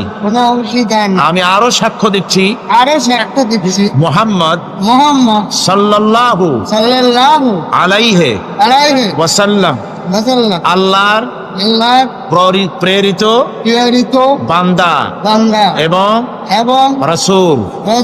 বাস, এবার বলেন আসসালামু আলাইকুম। সবাই জবাব দেন। ওয়ালাইকুম আসসালাম ওয়া রাহমাতুল্লাহ। বলতে চাই, আমি হিন্দুর ছেলে ছিলাম, ইসলাম ধর্ম গ্রহণ করছি। আমার মুসলমান ভাই সবার কাছে আমি দোয়া চাইতেছি, আমাকে দোয়া করছি। আলহামদুলিল্লাহ, আলহামদুলিল্লাহ। আমি এখন আমাকে দোয়া করবেন আপনারা, আমি যেন বাকি জীবনটা কাটাই যেতে। আরে আল্লাহ দোয়া করেন একটু। আলহামদুলিল্লাহ, দোয়া হবে, দোয়া হবে। এই মুহূর্তে 6 মাস অপেক্ষা করছি আপনার জন্য। আরে বহুদিন আমার আশা ছিল, আজকে আশা পূরণ হয়েছে। আল্লাহ মঞ্জুর করুন, আল্লাহ মঞ্জুর করুন, আল্লাহ মঞ্জুর করুন। আমার এই ভাই, এই 2 জন একটু আগ মুহূর্তেও তারা ছিলেন মুশরিক, এখন আমাদের ভাই, আমাদের কি ওনারা? ওনাদের অবস্থা এখন এই হয়েছে, ওনার চোখে কিছু নাই, বৌদ্ধ ধর্ম এটা কিছু নেই, সব জায়গায় ঘুরিয়েছিলাম, ওদের ধর্মের ভিতরে কিছু নেই, আল্লাহ কালাম ছাড়া কিছু নাই। মুসলমান কেসে করে আল্লাহর কালাম ছাড়া আলহামদুলিল্লাহ। আমি এখন তাদেরকে বুকে জড়িয়ে ধরে এই বিশাল জনসমুদ্রের পক্ষ থেকে আমি তাদেরকে সম্মানিত করছি।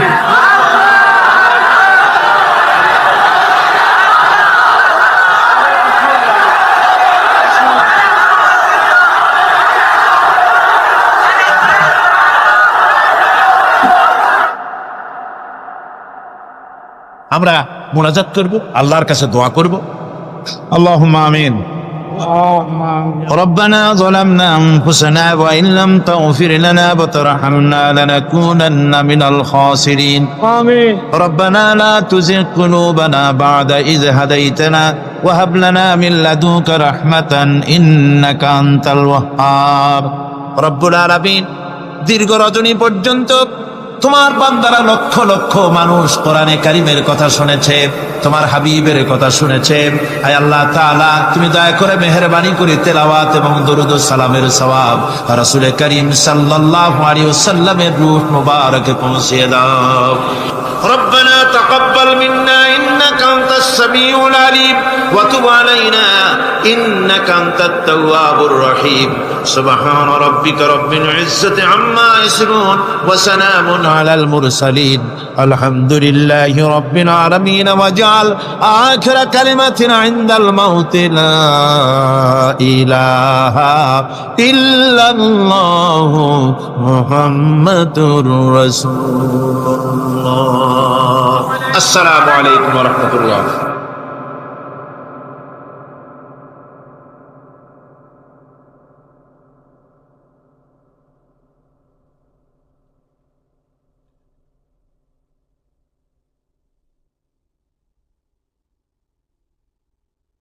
আবু আইয়ুব আনসারীর ঘরের সামনে গিয়ে ওঠ দাঁড়িয়ে গেল। আপনারা আছেন আমার সাথে? আবু আইয়ুব আনসারী আল্লাহর নবীর আসবাবপত্র সব ঘরে নিয়ে গেলেন। রসুল মদিনাতে এসেছে, একটা বাড়িতে অবস্থান করতেছে। সংবাদ সারা মদিনায় ছড়িয়ে পড়ল। দলে দলে লোকজন রসুলের সঙ্গে সাক্ষাৎ করতে আসলো। এদের ভিতরে অমুসলিমও ছিল, মুশরিক ছিল, ইহুদি ছিল, খ্রিস্টান ছিল। ইহুদিদের একটা দল, ওই কমিউনিটির ইহুদিদের ভিতরে সবচেয়ে বড় যিনি আলেম ছিলেন, জ্ঞানী ছিলেন, বড় নেতা ছিলেন, নাম ছিল আব্দুল্লাহ ইবনে সালাম। কি নাম? যুবকরা কথা বলতেছে না, কি নাম? আব্দুল্লাহ ইবনে সালাম রসুলের সঙ্গে সাক্ষাৎ করলেন। আপাদমস্তক দেখলেন, চেহারার দিকে তাকিয়ে বললেন, মুহাম্মদ সাল্লাল্লাহু, আমি ইহুদিদের নেতা, আমার আদেশে হাজার হাজার ইহুদি অনুসরণ করে। মদিনার কমিউনিটিতে আমি সবচেয়ে বড় আলেম, তাওরাতের হাফেজ। ইন্নী সাইলুকা আন সালাসিন লা ইয়ালামুহুন্না ইল্লা নাবিয়্যুন। আমি আপনাকে তিনটি প্রশ্ন করব, আমার বিশ্বাস নবী সারা পৃথিবীর কেউ এই তিনটি প্রশ্নের অ্যান্সার জানে না। একমাত্র নবীরা এই তিনটি প্রশ্নের অ্যান্সার বলতে পারবে, পৃথিবীর আর কেউ পারবে না। আপনি যদি সত্যিকার অর্থে রাসূল হবেন, নবী হবেন, তাহলে আমার প্রশ্নের জবাব দিন। রাসূল বললেন, তুমি প্রশ্ন করো। তিনি বললেন, আমার প্রথম প্রশ্ন হলো, আউয়ালু আশরাতুস সাআ মা হিয়া? মা হিয়া আউয়ালু আশরাতুস সাআ? কিয়ামত তো হবেই, পৃথিবী ধ্বংস তো হবেই, সাধারণ পৃথিবী আসমান জমিন সহকারে সব ধ্বংস হয়ে যাবে। কিন্তু কিয়ামত ধ্বংস, পৃথিবী ধ্বংস হওয়ার আগে কিছু কিছু আলামত ঘটবে। কিয়ামত, পৃথিবী ধ্বংস হওয়ার আগে বড় বড় কিছু আলামত সংঘটিত হবে। তার ভিতর থেকে পৃথিবী ধ্বংসের, কিয়ামতের বড় বড় আলামতের প্রথম আলামতটা কি? দ্বিতীয় প্রশ্ন, ইয়া রাসূলুল্লাহ, আউয়ালু তুআমিন ইয়াকুলু আহলুল জান্নাহ? জান্নাতের সেই প্রথম খাদ্য কি, যেটা জান্নাতীরা প্রবেশ করেই খাবে? তৃতীয় প্রশ্ন হলো, মা হিয়া ইয়ানজাউল ওয়ালাদু ইলা আবিহি ওয়া ইলা উম্মিহি? কখন সন্তান তার মায়ের মতো হয়, কখন সন্তান তার বাবার মতো হয়? রাসূল বললেন, আব্দুল্লাহ ইবনে সালাম, তুমি এখন আমারে প্রশ্ন করেছো, কিছুক্ষণ আগে জিব্রাইল তোমার প্রশ্নের অ্যান্সার গুলি আমারে জানিয়ে দিয়ে গিয়েছে। তোমার প্রশ্ন হচ্ছে কিয়ামতের প্রথম আলামত কি? আছেন আপনারা? কিয়ামত তো হবেই, এটাকে অস্বীকার করার কোনো সুযোগ, কিন্তু কবে হবে, কখন হবে? ইন্নাল্লাহা ইনদাহু ইলমুস সাআ, সেটা আল্লাহ ভালো জানেন। জিব্রাইল রাসূলুল্লাহকে প্রশ্ন করেছে, ও রাসূল, কিয়ামত কখন হবে আপনি বলেন। রাসূল বলছিলেন, মাল মাসউলু আনহা বিআলাম মিনাস সাইল। জিব্রাইল, আমি জানি না, আপনি জানলে বলেন। কিয়ামত কবে হবে সেই দিন তারিখ জানা নাই, তবে যেদিন পশ্চিম দিক থেকে সূর্য উদিত হবে তার 120 বছর পরে কিয়ামত হবে।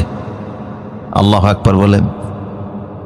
আমার প্রিয় সদীপ, জিব্রাইল বলল, আব্দুল্লাহ ইবনে সালাম বলল, হে রাসূল, কিয়ামত তো হবেই, কিন্তু কিয়ামত সংগঠিত হওয়ার আগে যে বড় বড় আলামতগুলি ঘটবে তার প্রথম আলামতটা কি? রাসূল বললেন, প্রথম আলামত হলো ওহিয়া নারুন তাহশুরুন নাসা মিনাল মাশরিকি ইলাল মাগরিব। কিয়ামতের প্রথম আলামত হলো পূর্ব দিক থেকে একটা আগুনের কুণ্ডলী বের হবে, আগুনের ধোঁয়া বের হবে, জাপান থেকে বের হবে। কোন দিক থেকে? এই আগুনের কুণ্ডলী ভারত, পাকিস্তান, চীন, মঙ্গোলিয়া সহকারে বাংলাদেশ সহ এই পূর্বাঞ্চলের মানুষদেরকে তাড়ায়া পশ্চিম দিকে নিয়ে যাবে। আল্লাহু আকবার। এমন এক আগুন পূর্ব দিক থেকে আল্লাহ বের করে দিবেন যে আগুনকে নিবানোর মতো ক্ষমতা পৃথিবীর কারো থাকবে না। এখন তো নিমতলিতে আগুন লাগলে বন্ধ করা সম্ভব, পানি ডাললে আগুন নিভে যায়, লঞ্চের মধ্যে আগুন লাগলে সেটাও নিবানো সম্ভব, বিমানের মধ্যে আগুন লাগলো নিবানো সম্ভব। কিন্তু কিয়ামতের প্রথম আলামত হিসেবে যে আগুনটা আল্লাহ পূর্ব দিক থেকে বের করে দিবেন, ওই আগুনকে নিবানোর মতো ক্ষমতা পৃথিবীর কোনো ফায়ার সার্ভিসের নাই।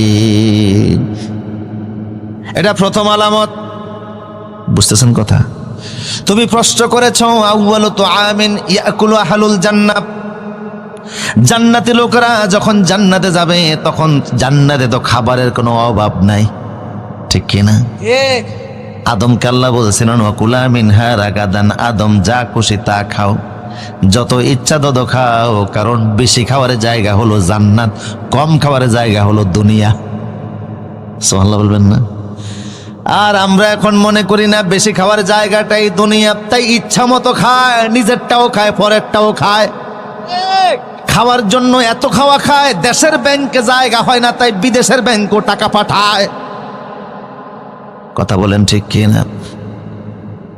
এমন খাওয়া খায়, সব খাওয়ার হিসাব নিবেন কে? হাসিবু কাবলা আন তুহাসিবু, আমি আল্লাহ ধরার আগে নিজেদেরকে একটু হিসাব করো, হিসাব কিন্তু হবে। কথা বলেন ঠিক কিনা? তো জান্নাত হচ্ছে বেশি খাওয়ার জায়গা, ঠিক কিনা বলেন? আর দুনিয়াতে আপনি যত খাবারই খান স্বাদ পাবেন মাত্র 6 প্রকার। 6 প্রকারের বাইরে পৃথিবীতে কোনো স্বাদ নাই। আমি একবার দুবাইতে বুফের খানা খেলাম, প্রায় 100 প্রকারের আইটেম আমার সামনে দিছে। তা আপনি আর কয়টা খাবেন?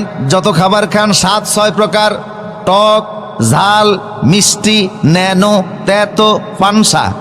এই 6-এর বাইরে কোনো স্বাদ দুনিয়াতে আপনি পাবেন না, হাজারো প্রকার খাবার খেলেও। কিন্তু আল্লাহ বলছেন আলাম নাজআল্লাহু আইনাইন ওয়া লিসানান ওয়া শাফাতাইন, তোমাদেরকে আমি আল্লাহ টেস্টিং বাট জিহ্বা দিয়েছি, এই জিহ্বার মধ্যে স্বাদ দেওয়ার জন্য 10,000 সেল আছে। দুনিয়াতে পাইলেন মাত্র 6 প্রকার, বাকি যত স্বাদ আছে 9,994 প্রকার স্বাদ আল্লাহ জান্নাতে দান করে দিবে। আমরা বেশি খাই অবশ্য নিজের বাড়িতে না, আরেকজনের বাড়িতে, ঠিক কিনা বলেন? কম খাবেন, বরকত আছে না নাই?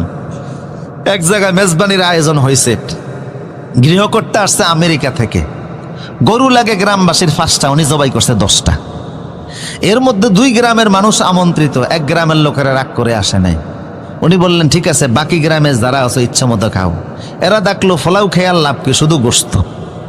এক লোক এমন খাওয়া খাইছে এখন দম ছাড়তে পারে না, নাকের আগা দিয়া দম আসে আর যায়, শীতুয়া শুয়া উপরের দিকে মুখটারে কাট করে দিয়া আজরাইলে ডাকতে আছে। পরিস্থিতি বড় জঘন্য, যে কোনো সময় লাশ হইতে পারে। লোকজন বলল জমিদার সাহেব আপনি যে আয়োজন করছেন এত সম্মানের চাইতে আরো তো বেজ্জি দেওয়ার সম্ভাবনা বেশি। এই লোক যদি এখন মারা যায় পত্র পত্রিকায় ফেসবুকে আপনার বিরুদ্ধে কথা উঠবে, তাড়াতাড়ি এরে সুস্থ করেন। উনি ডাক্তার ডেকে আনলেন, ডাক্তার ও চেহারা দেখা কয় বুঝতে পারছে একটু বেশি খাইছে আর কি, সমস্যা নাই, মাত্র 5 মিনিটের কাজ। আমি একটা ট্যাবলেট বানাইছি, তুমি যদি এটা গিলে ফেলো 5 মিনিটের মধ্যে ফ্যাট ক্লিয়ার হয়ে যাবে। উনি কয় ডাক্তার আমাদের কোনো আক্কল আছে, এত বড় ট্যাবলেটটা খাইতে ফেললে আমি তো গোশত আরেক টুকরা খাইতাম। হযরতে ওমর মদিনাতে একজন ডাক্তার গিয়েছিল, মিশরের বাদশা মুকাউকাস মদিনাতে ডাক্তার পাঠাইছে মদিনার মুসলমানদের চিকিৎসার জন্য। 6 মাস চেম্বার খুলে ডাক্তার বসেছিল, কোনো রুগী তালাশ করে পায় নাই। ওমরকে বলল, ওমর, তোমাদের মদিনার মুসলমানরা কেউ অসুস্থ হয় না? ওমর বলল, শোনো, আমরা সেই জাতি যারা রসুলের সুন্নত তরিকায় খাবার খাই। লা নাকুলু হাত্তা নাজুয়া, আমরা খিদা না লাগলে খাই না, আবার খিদা থাকতে থাকতে খাবার পরিহার করি। রসুলের সুন্নত অনুযায়ী খাবার খেলে কঠিন রোগে আক্রান্ত হওয়ার কোনো সম্ভাবনা নাই। আমার প্রিয় সদে, কষ্ট হচ্ছে নাকি আপনাদের? আব্দুল ইবনে সালাম, তুমি প্রশ্ন করেছো জান্নাতীদের প্রথম খাদ্য কি হবে? জান্নাতেতে কোনো খাবারের অভাব নাই, কিছু খাবার হবে ও উতুবি মুতাশাবিহা, দুনিয়ার খাবারের মতো কিছু খাবার থাকবে, দেখলে চিনা যাবে এটা দুনিয়াতেও খাইছি। আবার কিছু খাবার থাকবে মালা আইনুন রাআত ওয়ালা উযুনুন সামিয়াত ওয়ালা খাতারা আলা কালবি বাশার, চোখেও দেখো নাই এমন হাজারো আইটেম জান্নাতে আছে না নাই? কিন্তু সর্বপ্রথম যে খাবারটা আল্লাহ জান্নাতীদের মুখের সামনে তুলে ধরবেন সেটা হলো কাবাতি হুত। কিছু মাছ আছে, দামি কিছু মাছ থাকবে জান্নাতে, ওই মাছের কলিজার পাশে অতিরিক্ত একটা অংশ থাকবে, এটা বড় দামি জিনিস, কলিজা না, মাছের কলিজার পাশে অতিরিক্ত চর্বিযুক্ত একটা অংশ থাকবে, ওই জিনিসটা এত স্বাদ হবে, ওইটা দ্বারা জান্নাতীদেরকে আল্লাহ সর্বপ্রথম আপ্যায়ন শুরু করবে। তোমার প্রশ্ন হচ্ছে, সন্তান কখন বাবার মতো হয়, সন্তান কখন মায়ের মতো হয়? অনেক সময় সন্তানদের চেহারা বাবা মার চেহারার কাছাকাছি হয় না? রসুল বললেন যে দেখো, ফিতার পৃষ্ঠদেশ থেকে যখন এক স্পাম বের হয়, ইয়াখরুজু মিন বাইনিস সুলবি ওয়াত তারাইব, আর মায়ের বক্ষপিঞ্জর থেকে ওবাম বের হয়, এটা ভাইজিনাল লিকুইড, এটা যদি বের হয়, বাবারটা যদি স্পামটা যদি আগে বের হয় তাহলে সন্তান বাবার চেহারার মতো হয়, যদি মা ওবামটা আগে বের হয় তাহলে সন্তান মায়ের মতো হয়। আম মজলিসে এর চাইতে আর অন্য কোনো ভাষায় আমার বলার সুযোগ নাই। আব্দুল ইবনে সালাম বললেন, হে রাসূল, আপনি যা বলছেন হুবাহুব তাওরাতের সাথে মিলে গেছে, আমি সাক্ষ্য দিচ্ছি আপনি আল্লাহর রাসূল। হাত ইয়াদাক, আপনার হাত আগে দেন, আমারে পড়েন, আশহাদু আল্লা ইলাহা ইল্লাল্লাহু ওয়াহদাহু লা শারীকা লাহু ওয়া আশহাদু আন্না মুহাম্মাদান আবদুহু ওয়া রাসূলুহু। কালেমা পড়ে তিনি মুসলমান হয়ে গেলেন। বললেন, হে রাসূল, আমি যে মুসলমান হয়ে গেলাম, আমি আগের থেকেই জানি যে আপনি আল্লাহর রাসূল। শুধু আমি নই, তামাম মদিনাতে এমন কোন ইহুদি নাই যে আপনারে চিনে না, কারণ তাওরাতে, ইনজিলে, আসমানি কিতাবে আপনার হুবাহুব যা বর্ণনা হয়েছে বাস্তব মুহাম্মদ। ইহুদিরা রাসূলকে কেমন চিনা চিনতো, আমার সাবজেক্ট খুব গুরুত্বপূর্ণ, তারপরে লোভ সামলাতে পারতেছেন। একটা হাদিস শোনাচ্ছি আপনাদেরকে, কষ্ট হচ্ছে মনে হয় আপনাদের। রাসূল সাল্লাল্লাহু আলাইহি ওয়াসাল্লাম যখন খাইবার বিজয় করলেন, খাইবার মদিনা থেকে প্রায় 70 কিলোমিটার দূর। খাইবার বিজয়ের পরে গনিমতের মাল হিসাবে যত সম্পদ, নারী আর শিশু মুসলমানদের হাতে আসলো, এগুলি বন্টিত হয়ে গেল। এর মধ্যে কিছু নারীরা ছিল, তারাও সাহাবীদের মাঝে বন্টিত হলো। আপনারা বুঝতেছেন কথা? তার মধ্যে একজন নারী হযরতে সাফিয়া রাদিয়াল্লাহু তাআলা আনহা, তিনি আমাদের আম্মা জান উম্মুল মুমিনিন, তিনি হযরত দাহিয়া কালবির ভাগে পড়ছেন। হযরতে সাফিয়া রাসূলুল্লাহর কাছে প্রস্তাব পাঠালেন যে আমরা এখন পরাজিত, আমার বাপ দাদা আপনার হাতে মারা গেছে, গোটা খাইবার কমিউনিটি আপনার হাতে চলে গেছে, ধন সম্পদ যা পাইছেন সব ভাগ কইরা নিছেন, কোনো আপত্তি নাই, কিন্তু আমি একজন নারী, সাধারণ নারী না, আমার বাবা হচ্ছে হুয়াই ইবনে আখতাব, যিনি গোটা ইহুদিদের নেতা, প্রেসিডেন্ট এই এলাকার। আমি হারুন নবীর বংশধর, মুসা আলাইহিস সালামের বড় ভাই হারুনের বংশধর আমি, কাজে আমারে জাত্তার কাছে তো আপনি বিয়ে দিতে পারেন না। বিয়ের ক্ষেত্রে আপনার নিয়ম অনুযায়ী একটা তরিকা আছে, একটা সমতা আছে, আছে না নাই? সমতা নাই বিদায় আজকে আমাদের দেশে ডিভোর্সের সংখ্যা বাড়তেছে। অপরিপক্ক বয়সে ছেলে মেয়ে প্রেম করে এমন এক জায়গায় চলে যায়, বাবাও অনেক সময় লোক লজ্জায় শরমে পরিচয় পর্যন্ত দিতে পারেন, এরকম আছে না নাই? মেয়েটাকে বাবা যেই পরিবেশে বড় করলেন, শিক্ষা দিলেন, মানুষ করলেন, স্বামীর সংসারে গিয়ে যদি ওই রকম না পায়, অশান্তি আছে না নাই? শেষ পর্যন্ত জীবনও শেষ করে দেয়। ইসলামে বিয়ের সমতা আছে। আপনি আমারে বিয়ে করুন ইয়া রাসূলুল্লাহ, অন্য কাউকে দিয়েন না। রসুল দেখলেন ঠিকই তো, মেয়েটা উচ্চ বংশের মেয়ে, হারুন নবীর বংশধর নেতার মেয়ে রসুল সাফিয়াকে আজাদ করে নিজে বিবাহ করলেন। বাসর করে যখন রসুলুল্লাহ গেলেন, আল্লাহ নবী তাকিয়ে দেখে হযরত সাফিয়ার গালের মধ্যে 5 আঙ্গুলের দাগ।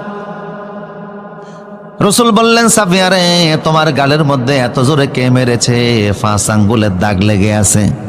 সাফিয়া বললে, রাসূলুল্লাহ, আজকে সকালবেলা খাইবার আপনারা বিজয় করেছেন। গতকাল রাতে আমি আমার পূর্বের স্বামী ইহুদি স্বামীর সঙ্গে ঘুমিয়েছিলাম। রাত যখন গভীর হয়ে গেল, আমি একটা স্বপ্ন দেখলাম। কি স্বপ্ন দেখেছ? স্বপ্নের কথা বলতেই স্বামী আমার গালে থাপ্পড় লাগিয়েছিল। কি এমন স্বপ্ন দেখলা যে তোমার স্বামী তোমাকে থাপ্পড় দিল? সাফিয়া বলছে রাদিয়াল্লাহু তাআলা আনহা, ইয়া রাসূলুল্লাহ, আমি স্বপ্নের মধ্যে দেখি আকাশের চাঁদ নামতে নামতে, আকাশ থেকে চাঁদটা নামতে নামতে আমার ডান কোলের মধ্যে চলে এসেছে। আমি এই স্বপ্ন দেখার পরে ঘুম থেকে জেগে গেলাম। আচমকা আমার ঘুম ভেঙে গেল। স্বামীকে ডেকে বলছি, স্বামী রে, কি স্বপ্ন দেখলাম? আকাশের চাঁদ আমার কোলের মধ্যে চলে এসেছে। স্বামীর শরীরে যেই পরিমাণ শক্তি ছিল, সমস্ত শক্তি একত্রিত করে আমার ডান গালে 5 আঙ্গুল দিয়ে একটা থাপ্পড় বসিয়ে দিয়ে বলল, আহারে, তোর নিয়ে আমার দুঃখ হয়, তুই তো আমার থাকবি না, তুই অচিরেই মুহাম্মদের স্ত্রী হয়ে যাবি। আমার ইহুদি স্বামী সেও বুঝতে পেরেছে এই চাঁদ পৃথিবীর আর কেউ হতে পারে না, এই চাঁদ হচ্ছে মুহাম্মদ সাল্লাল্লাহু আলাইহি সাল্লাম। আল্লাহু আকবার। ইয়ারিফুনাহু কামা ইয়ারিফুনা আবনাআহুম। ওরা ওদের সন্তানদেরকে এতটা চিনতো না, আপনি যে রাসূল তারা এইভাবে জানতো। বুঝতেছেন কিনা? প্রসূতি আব্দুল্লাহ ইবনে সালাম বলছে, আপনি যে আল্লাহর রাসূল ওরা ভালো করে জানেন, কিন্তু ওরা গাদ্দারি করে, এদের পুরানো রীতি, ঠিক কিনা বলেন? এরা একদিনে পৃথিবীর 112 জন নবীকে হত্যা করেছে। এই ইহুদি জাত, পৃথিবীর এমন কোনো মানুষ নাই, এমন কোনো যুগ নেই যেই যুগে মানুষকে কষ্ট দেয় নাই। আজকের পৃথিবীতে এরা সবচেয়ে বেশি অশান্তির কারণ। ইউক্রেনে হামলা হয়েছে, আমি যুদ্ধ বন্ধ হইতে দোয়া করি নাই। এর আগে ইরাকে হামলা হয়েছে, দোয়া করছি। কথা কোন ঠিক কিনা? আফগানে হামলা হয়েছে, দোয়া করছি। কারণ ইউক্রেনের মূলত যুদ্ধ ইহুদি আর নাস্তিকদের যুদ্ধ। কথা বলেন ঠিক কিনা? 1991 সালে মার্কিন যুক্তরাষ্ট্রে একজন নাগরিক একটা বিড়ালকে হত্যা করেছিল। সেই অপরাধে ওই নাগরিকের বিরুদ্ধে মামলা হয়েছে মার্কিন যুক্তরাষ্ট্রে। 6,000 মার্কিন ডলার তার বিরুদ্ধে জরিমানা হয়েছে। বিড়াল হত্যার অপরাধে মার্কিন আদালতে বিচার হয়, 6,000 মার্কিন ডলার জরিমানা হয়। অথচ 2.5 বছরে ইতিহাসের জঘন্যতম নিকৃষ্ট পাপিষ্ঠ মিস্টার বুশ ইরাকে 18 লক্ষ মুসলমানকে হত্যা করেছে। তার বিরুদ্ধে মামলা বিচার হওয়া তো দূরের কথা, মার্কিন আদালতে একটা মামলাও হয় নাই। কথা বলেন ঠিক কিনা? তোমাদের এই জাতিসংঘ, এটাকে আমরা খ্রিস্টান ক্লাব মনে করি, এছাড়া আর কিছু নয়। তবে দুঃখ লাগে, আজকের পৃথিবীর প্রায় 70% সম্পদ মুসলমানদের হাতে। 57টি স্বাধীন মুসলিম দেশ, তেল গ্যাস সহকারে আল্লাহ কি আমাদেরকে দেন নাই? আমরা ঐক্যবদ্ধ হলে কাফের মুশরিক পালিয়ে যাওয়ার রাস্তা খুঁজে পেত না। প্রসূদিক ইম্পর্টেন্ট আলোচনা সামনে, একটু কষ্ট দিচ্ছি আপনাদেরকে, যদি একটু সামনের দিকে আসতেন। জায়গা কম হয়ে গেছে, হ্যান্ডেল বড় করলে ভালো হতো। আমানুল্লাহপুরের ভাইরা, যার যার আমানত নিয়ে সামনে আসেন, জুতা, মোবাইল, মানিব্যাগ, চশমা, ছাতাও যদি থাকে, সামনের দিকে আসেন। একটু ফাঁকা জায়গাগুলি পূরণ করে সামনের দিকে আগে বসেন, যেহেতু দাঁড়ানো ভাইরা, পিছনের ভাইরা এসে বসতে পারে। শব্দ হবে না, আওয়াজ হবে না।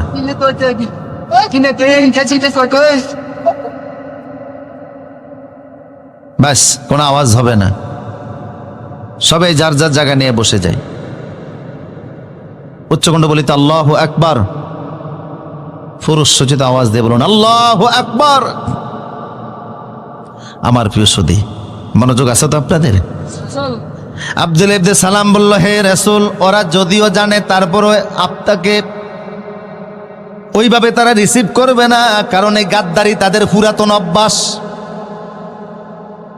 কিছুক্ষণ পরে ইহুদিরা আপনার সঙ্গে সাক্ষাতে আসবে।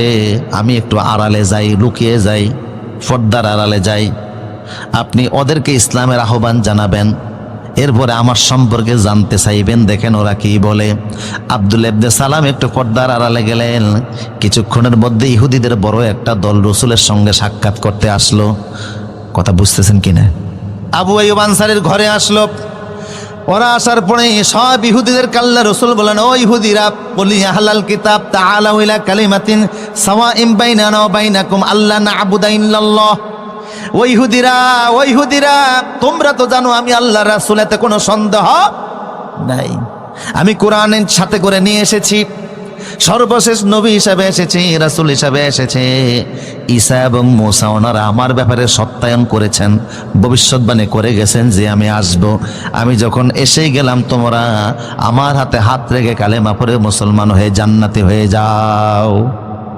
ইহুদিরা বলল না, বাপ দাদার ধর্ম ছাড়ব না। রসুল বলেন, এটা তোমাদের ব্যক্তিগত ব্যাপার। কথা বুঝেন কিনা? তবে তোমাদের মধ্যে কাইফা ফিকুমুর রাজুল আব্দুল্লাহ ইবনে সালাম, তোমাদের না একজন নেতা আছে আব্দুল্লাহ ইবনে সালাম, উনি কেমন মানুষ? সবাই বলল, ক্বালু হুয়া আখিয়ারুনা ওয়া আবুহু আখিয়ারুনা। আমাদের কমিউনিটির যিনি আব্দুল্লাহ ইবনে সালাম যার নাম আপনি বললেন, উনি আমাদের মধ্যে সবচেয়ে শ্রেষ্ঠ মানুষ, ওনার বাবাও সবচেয়ে শ্রেষ্ঠ মানুষ। ও আলামুনা ও আলামু আবুনা, তার বাবা আমাদের সমাজের সবচেয়ে বড় আলেম, উনিও আমাদের সবচেয়ে সমাজের বড় আলেম। আমাদের কমিউনিটিতে ইহুদি পাড়ায় ওনার চাইতে বড় আলেম কেউ নাই, সব ওনার চাইতে ভালো মানুষ আর কেউ নাই। রসুল বলেন, আচ্ছা, সে আব্দুল্লাহ ইবনে সালাম যদি কালেমা পড়ে মুসলমান হয়ে যায়, তোমরা কি মনে করো? আল্লাহর মাফ করুক। এটা জীবনও হতে পারে না, আমাদের নেতা বুঝে কালেমা পড়বে। এমন সময় পর্দার আড়ালে লুকানো থেকে আব্দুল্লাহ ইবনে সালাম সামনে এসে বললেন, ইহুদিরা তোমরা সাক্ষী থাকো, আশহাদু আল্লা ইলাহা ইল্লাল্লাহু ওয়াহদাহু লা শারীকা লাহু ওয়া আশহাদু আন্না মুহাম্মাদান আবদুহু ওয়া রাসূলুহু। আব্দুল্লাহ ইবনে সালাম কালেমার ঘোষণা দিলেন। আল্লাহু আকবার। এখন ইহুদিরা চিৎকার মেরে উঠলো, কয় হুয়া শাররুনা ও আবু শাররুনা, হে মোহাম্মদ, এর চাইতে নিকৃষ্ট মানুষ আমাদের সমাজে আর কেউ নাই, এর চাইতে মূর্খ লোক আর কেউ নাই। রসুল কয়, একটু আগে কইলা কি, এখন কও কি? কথা বুঝেন কি না?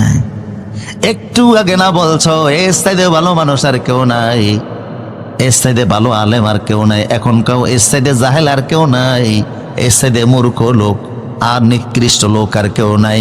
তার মানে আমার দলে থাকলে অনেক বড় কিছু, আমার দলে না থাকলে অন্য কিছু। আমার দলে থাকলে বয়স যদি 40 হয়, হেত মুক্তিযোদ্ধা। কথা কয় না কা? আমার বাড়িতে একজন আছে, আমার আব্বা মুক্তিযোদ্ধা ছিলেন, আলহামদুলিল্লাহ। আর আমার বিপক্ষে থাকলে যদিও দেশের জন্য, মানুষের জন্য, কোরআনের জন্য অনেক খেদমত করেছে, তারপরেও তার বিরুদ্ধে তোকমা আছে না নাই? হে রাসূল, এটা ওদের পুরাতন রীতি, বুঝেন না আপনারা কথা? এটা ওদের পুরাতন অভ্যাস, পুরাতন রীতি। ইয়া রাসূলুল্লাহ, আল্লাহ রসুল বললেন, আব্দুল্লাহ ইবনে সালাম ঠিক আছে। এরা যেহেতু হই হাল্লা শুরু করলো, রসুল ওদেরকে বের করে দিলেন, যাও চলে যাও, তোমাদের অভ্যাস আগেরটাই পরিচয় দিয়েছো, কিছুক্ষণ আগে কি বলেছো, এখন কি বলতেছো, তোমরা নিজেরাই স্ববিরোধী। কথা বুঝেন কিনা? এই পর্যায়ে এসে আমি এখন যা বুঝাতে চাই, আছেন আমার সাথে?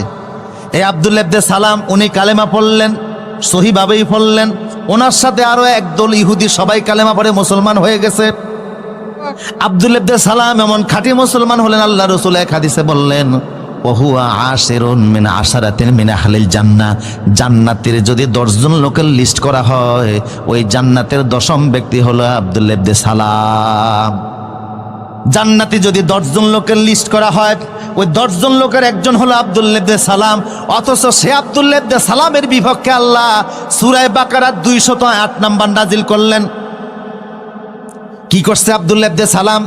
কেন আল্লাহ তাদেরকে ধমক দিয়ে সূরা বাকারার 208 নম্বর আয়াত নাজিল করলেন? বুঝতেছেন কথা? আব্দুল্লাহ ইবনে সালাম সেই যুগে ইসলাম কবুলের পরে ইসলামের পরিপূর্ণ বিধিবিধান মানতেছিল, রসুলের শরীয়তের প্রত্যেকটা বিধিবিধান পালন করতেছিল, নামাজ পড়তেছিল, হজ যাকাত কুরবানি শরীয়তের যত বিধিবিধান সব পালন করতেছে, কিন্তু পাশাপাশি মুসা নবীর শরীয়তেরও কিছু জিনিস মানতে শুরু করছে।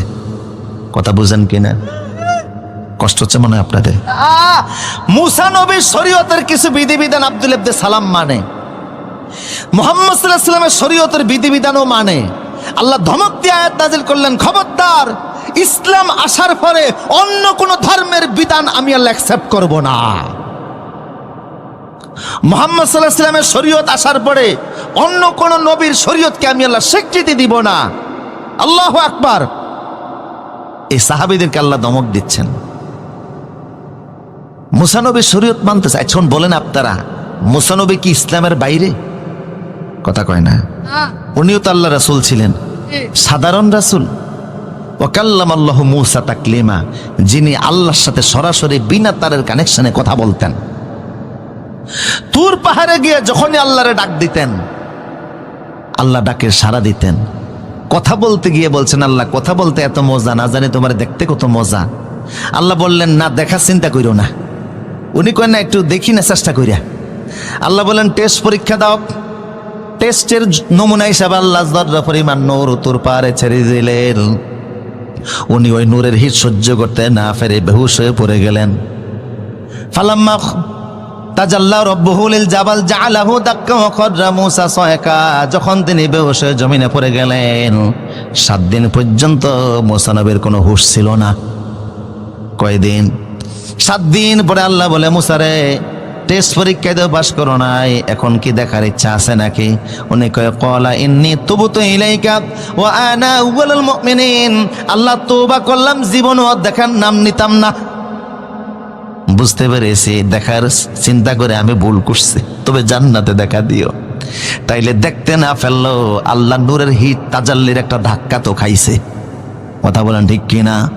তাওরাত ওনার উপরে এসেছে, জলিল কদর পয়গম্বর ছিলেন, রাসূল ছিলেন, আল্লাহ নূরের হিটে ধাক্কাও খেলেন, অথচ সেই নবীর শরীয়ত মানতেছে।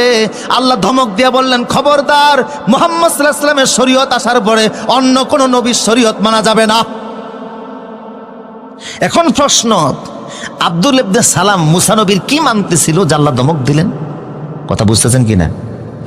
উনি দীর্ঘদিন তো ইহুদিদের নেতা ছিলেন, ঠিক কিনা? আলেম ছিলেন।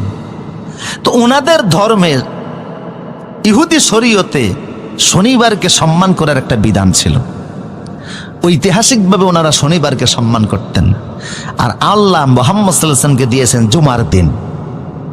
সুবহানাল্লাহ বলবেন না? ইহুদিরা সম্মান করে শনিবার দিনকে, খ্রিস্টানরা করে রবিবারকে, আর আমরা করি জুমার, শুক্রবার বলবেন না, বলবেন জুমার দিন। এই জুমা শব্দটা বললেও 50টা নাকি আমল নামায় উঠে যাবে। এই জুমা নামে কোরআনে একটা সূরাও আছে, আছে না নাই? কোরআনের নির্দেশ হচ্ছে, ইজা নুদিয়া লিস-সালাহ বিয়াউমিল জুমআহ ফাসআউ ইলা যিকরিল্লাহ। জুমার দিনের আজান যখন হয়ে যাবে, আর কাজ করা যাবে না, ব্যবসা করা যাবে না, বাণিজ্য করা যাবে না, দৌড়াও মসজিদের দিকে, দৌড়াও মসজিদের দিকে। আমাদের অনেক মুসল্লিরা আছে মাত্র 2 রাকাতের জন্য দৌড়ায়, বাসার তরে বৈশা খুতবা শুনে। কথা কোন ঠিক কিনা? আমার মসজিদে 4তলা মসজিদ, দূর দূরান্ত থেকে অনেক মুসল্লিরা নামাজ পড়তে ঢাকা উত্তর বাড্ডা যায়। এখন আশপাশের যারা আছে তারা দেখে দূরের লোকেরা এসে জায়গা আগে দখল করে, এই জন্য হেরা আবার জায়নামাজ বিছানো শুরু করছে। মানে জায়নামাজ বিছিয়ে জায়গা দখল করে পরে আসে। আমি যখন জানলাম, আমি ধমক দিলাম, পরে জায়নামাজ সরিয়ে লাইছে। রসুল বলেছে, জুমার দিন তুমি যদি সবার আগে আগে যাও, ইমাম সাহেবের কাছে গিয়া বসো, অদ্দানা মিনাল ইমাম, ইমামের কাছাকাছি বসো, ফাস্তামা আল খুতবা, খুতবাগুলি যদি মনোযোগ সহকারে শোনো, তোমার বাড়ি থেকে মসজিদ পর্যন্ত যেতে প্রত্যেকটা কদমে আল্লাহ 1 বছরের আমল নামায় সওয়াব দান করে দিবেন, আর 1 বছরের গুনার সমস্ত আল্লাহ আমল নামা থেকে মিটাইয়া দিবেন। হাদিসটা সহিহ। 1 বছর নফল নামাজ পড়লে, রোজা রাখলে যেই সওয়াব 1 কদমে আল্লাহ আমল নামায় দিবেন, সেই সওয়াব। তার মানে হলো, তোমার বাড়ি থেকে মসজিদ পর্যন্ত যদি 100 কদম হয়, 1 জুমার দিনে 100 বছরের নাকি আমল নামায় উঠবে, 100 বছরের গুনাহকে আল্লাহ মিটাইয়া দিবেন। তাহলে আল্লাহ আমাদেরকে দিলেন কোন দিন? মুহাম্মদ সাল্লাল্লাহু আলাইহি ওয়াসাল্লামকে আল্লাহ কোন দিন দিয়েছেন? আর ইহুদিদের ছিল শনিবার। আব্দুল্লাহ ইবনে সালাম পূর্বের অভ্যাস অনুযায়ী শনিবারকে একটু সম্মান করত। আর ইহুদি ধর্মে ওটের গোশত খাওয়া হারাম ছিল। কিসের গোশত? কিন্তু ইসলামে হালাল না হারাম? ইসলামে ওটের গোশত খাওয়া হালাল। আব্দুল্লাহ ইবনে সালাম বলছে, হে রাসূল, আমি ভালো করে জানি ইসলামে ওটের গোশত খাওয়া হালাল, আমিও হালাল মনে করি, হারাম মনে করি না, কিন্তু পুরানো অভ্যাস অনুযায়ী হালাল মনে করার পরেও আমি খেতে চাই না। এই কারণে আল্লাহ এই মাত্র দুটি কারণে ধমক দেয়া বললেন, খবরদার, ইসলামে যেহেতু ওটের গোশত হালাল করা হয়েছে, পূর্বের অভ্যাস অনুযায়ী এটাকে বাদ দেওয়া যাবে না। অসুস্থতার কারণে, রোগের কারণে তুমি গোশত না খাও, সেটা ভিন্ন জিনিস, কিন্তু মুসা নবীর শরীয়তের কারণে ওটের গোশত ছেড়ে দিবে, এটা আমি আল্লাহ বরদাস্ত করব না। কথা বুঝতেছেন কিনা? তোমার ডায়াবেটিস আছে, হার্টের রোগ আছে, তুমি গরুর গোশত না খাও, সেটা ভিন্ন জিনিস, কিন্তু অন্য ধর্মের ফিতির কারণে তুমি গরুর গোশত ভালোবাসবা না, গরু কুরবানি দিতে পারবা না। গরু কুরবানি দিলে অন্য ধর্মের প্রতি তোমার অশ্রদ্ধা হয়, এটা ইসলাম কখনো মেনে নিতে পারবে না। ভিন্ন ধর্মের কারণে শরীয়তে মুহাম্মদের কোন জিনিসকে অবজ্ঞা করা হবে, এটার কোনো সুযোগ নাই। কেমন সাহাবীদেরকে আল্লাহ ধমক দিলেন, শনিবারকে সম্মান করে আর ওটের গোশত খায় না, আল্লাহ ধমক দিয়ে দিলেন, খবরদার, মুহাম্মদ সাল্লাল্লাহু আলাইহি ওয়াসাল্লামের শরীয়তে যা আসছে তা মানতেই হবে। কথা বলেন ঠিক কিনা? এর বাইরে অন্য কোন ধর্মের বিধিবিধান মানা, এতক্ষণ তো যে কইছেন, এবার আপনাদেরকে ধরতেছে। এই যে খেলা আসছে, কি আসছে? এই খেলা শব্দ নিয়ে তো এখন কত মুসিবত, কয় খেলা হবে, এটা আর যাই হোক রাজনৈতিক ভাষা হতে পারে না। কথা বলেন ঠিক কিনা? রাজনীতি একটা আদর্শ, ঠিক কিনা বলেন? এখন আর্জেন্টিনার ব্রাজিল খেলতেছে না? আমার দেশের 30 লক্ষ শহীদের বিনিময়ে দেশ স্বাধীন হলো, এই দেশের পতাকাও যুবকরা এত উড়ায় না, ব্রাজিল আর আর্জেন্টিনার পতাকা যত উড়ায় তো উড়ায়। ভোট ডিম বিক্রি করে পয়সা দিয়ে পতাকা উড়াইতে গেছে, বউ ঝাড়ু নিয়ে দৌড়ান শুরু করছে। বগুড়াতে দেখলাম যে ব্রাজিল গ্রেপ্তার হয়েছে। আরে বাবা, বাংলাদেশে ব্রাজিল গ্রেপ্তার হয়েছে মানে কি? দেখলাম এক মামলার 22 মামলার আসামি শীর্ষ সন্ত্রাসী, ওরে পুলিশে পাইয়া গ্রেপ্তার করছে। পত্রিকার শিরোনাম যে ব্রাজিল গ্রেপ্তার। আর তুমি আর্জেন্টিনা সাপোর্ট করো, দক্ষিণ আমেরিকার একটা সবচেয়ে বড় দেশ হলো আর্জেন্টিনা, সেই দেশে আজান দেওয়া নিষিদ্ধ। কি নিষিদ্ধ? আজান দেওয়া নিষিদ্ধ। 4,45,00,000 লোক ওই দেশে বসবাস করে, এর ভিতরে 91% হলো খ্রিস্টান, রাষ্ট্রীয় ধর্ম হচ্ছে খ্রিস্টান। 91% লোক বসবাস করে, 3% ইহুদি, 2% হলো মুসলমান। বিশাল বড় দেশ, সেই দেশের অর্ধেক ম্যানুফ্যাকচারিং থেকে তাদের 25% রেমিটেন্স আসে। খ্রিস্টানদের দেশ, রাষ্ট্র ধর্ম খ্রিস্টান। যেই দেশের পতাকা তুমি তোমার দেশে টানা, অথচ সেই দেশের জাতীয় খেলা কিন্তু ফুটবল না। বুঝতেছেন নি কথা? আর্জেন্টিনার জাতীয় খেলা হচ্ছে ফাতো। কি আমার দেশের জাতীয় খেলার নাম কি? হ্যাঁ, হাডুডু। খেলছেন নি? ছোটবেলায় খেলছে, ঠ্যাং না ধরে না, এর নাম হাডুডু। কিন্তু যেই দেশের কথা বলছে আর্জেন্টিনা, সেই দেশের জাতীয় খেলার নাম হলো ফাতো। এটা ঘোড়ার উপরে দাঁড়িয়ে বৈশা খেলতে হয়, কম্বিনেশন মার্ক খেলা। সারা পৃথিবীতে তারা খেলার ফুটবলে পরিচিত। 1978 সালে তারা একবার বিশ্বকাপ ফুটবল জিতেছে, 1986 সালে বিশ্বকাপ ফুটবল জিতেছে। আমার দেশের এমন কোন যুবক নাই মেসি আর ম্যারাডোনার নাম না জানে। কথা কোন ঠিক কিনা? অনেকে হয়তো বা 5 জন সাহাবীর নাম বলতে পারবে না, কিন্তু ম্যারাডোনারে ভালো করেই চিনে। যে আর্জেন্টিনা ব্রাজিলের জন্য তুমি সমর্থন দিচ্ছ, ওদের পতাকা টানাতে গিয়ে বিদ্যুৎ স্পষ্ট হয়ে মারা পর্যন্ত যাচ্ছে। মিছিল করতেছ, মিটিং করতেছ, আবার দাবি করতেছ তো তুমি ইসলামে আসো। অমুসলিমদের কৃষ্টি কালচারকে সমর্থন করে ইসলামে থাকার কোনো সুযোগ নাই।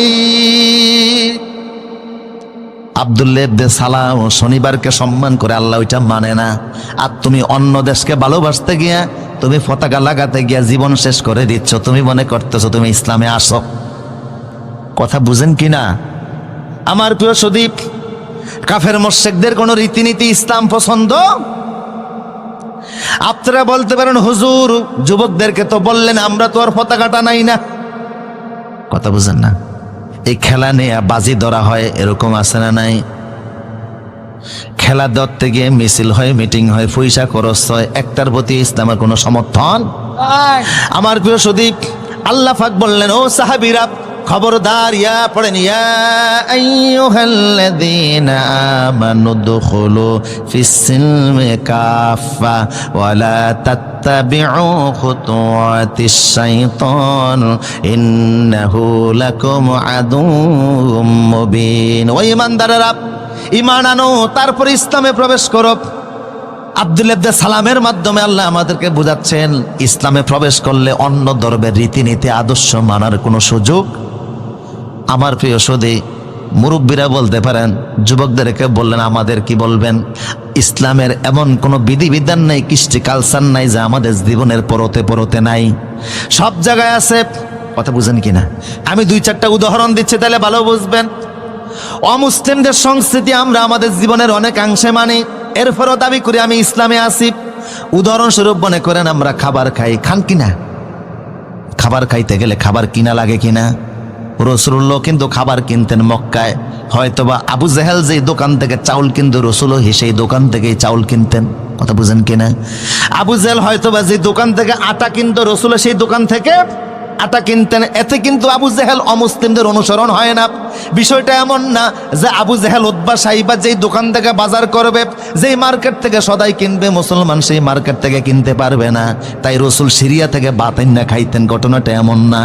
বরং একই দোকান থেকে হয়তোবা কিনতেন, একই বাজার থেকে কিনতেন। চাউল কেনার মধ্যেও কোনো অসুবিধা নাই, কাপড় কেনার মধ্যে কোনো অসুবিধা নাই, সদাই কেনার মধ্যে অসুবিধা নাই। অসুবিধা হলো খাওয়ানোর মধ্যে। খাইতে গেলে আমার একটা কালচার আছে, সংস্কৃতি আছে, ওদেরও একটা কালচার। যখন মুসলমান খাইতে যায়, রসুল বলেন আমার সংস্কৃতি হলো কুল বিসমিল্লাহ। যখন তোমরা খাবার খাবা তখন তোমরা বিসমিল্লাহ বলে খাবার খাও। কিন্তু আবু জাহেলরা যখন খাবার খাইতো, ওরা বলতো কুল বিল বিল বিসমিল উজ্জা বিসমিল্লাহ। ওরা উজ্জার নামে, লাতের নামে, কৃষ্ণের নামে, ভগবানের নামে, গডের নামে খাবার খায়, আর মুসলমান খায় কার নামে? এই হচ্ছে পার্থক্য। তাইলে খাইতে গেলে ওদের একটা সংস্কৃতি আছে, আমারও একটা সংস্কৃতি আছে না নাই? ওরা হারাম খায়, শুকরের গোশত খায়, রক্ত খায়, অবৈধ টাকার ইনকাম খায়, আর মুসলমান খাবে ঠিক কিন্তু হারাম খাইতে। আবার রাসূল সাল্লাল্লাহু আলাইহি ওয়াসাল্লাম বলতেন খাবার খাবা। এইখানে হলো অমুসলিমদের সাথে আমাদের সাংস্কৃতিক পার্থক্য, বুঝেন কিনা? রাসূল বলতেন কুল বিয়ামিনিকা, খাও ডান হাতে খাও। কোন হাতে খাবেন? ওয়ালা তাকুলু বিশিমাল, বাম হাতে খাবা না। ফাইন্না শাইতানা ইয়াকুলু বিশিমাল, কারণ শয়তান খায় বাম হাতে। যেরকম কোন হাতে? এখন কেমন কিছু মুসলমান আসেনি যারা বাম হাতে খায়। তাইলে ডান হাতে খাওয়া মুসলমানের সংস্কৃতি, ডান হাতে খাওয়া ইসলামিক কালচার, বাম হাতে খাওয়া কাফের মুশরিকের কালচার। ঠিক কিনা বলেন? হ্যাঁ, আপনার হাত প্যারালাইজড হয়ে গেছে, সেটা ভিন্ন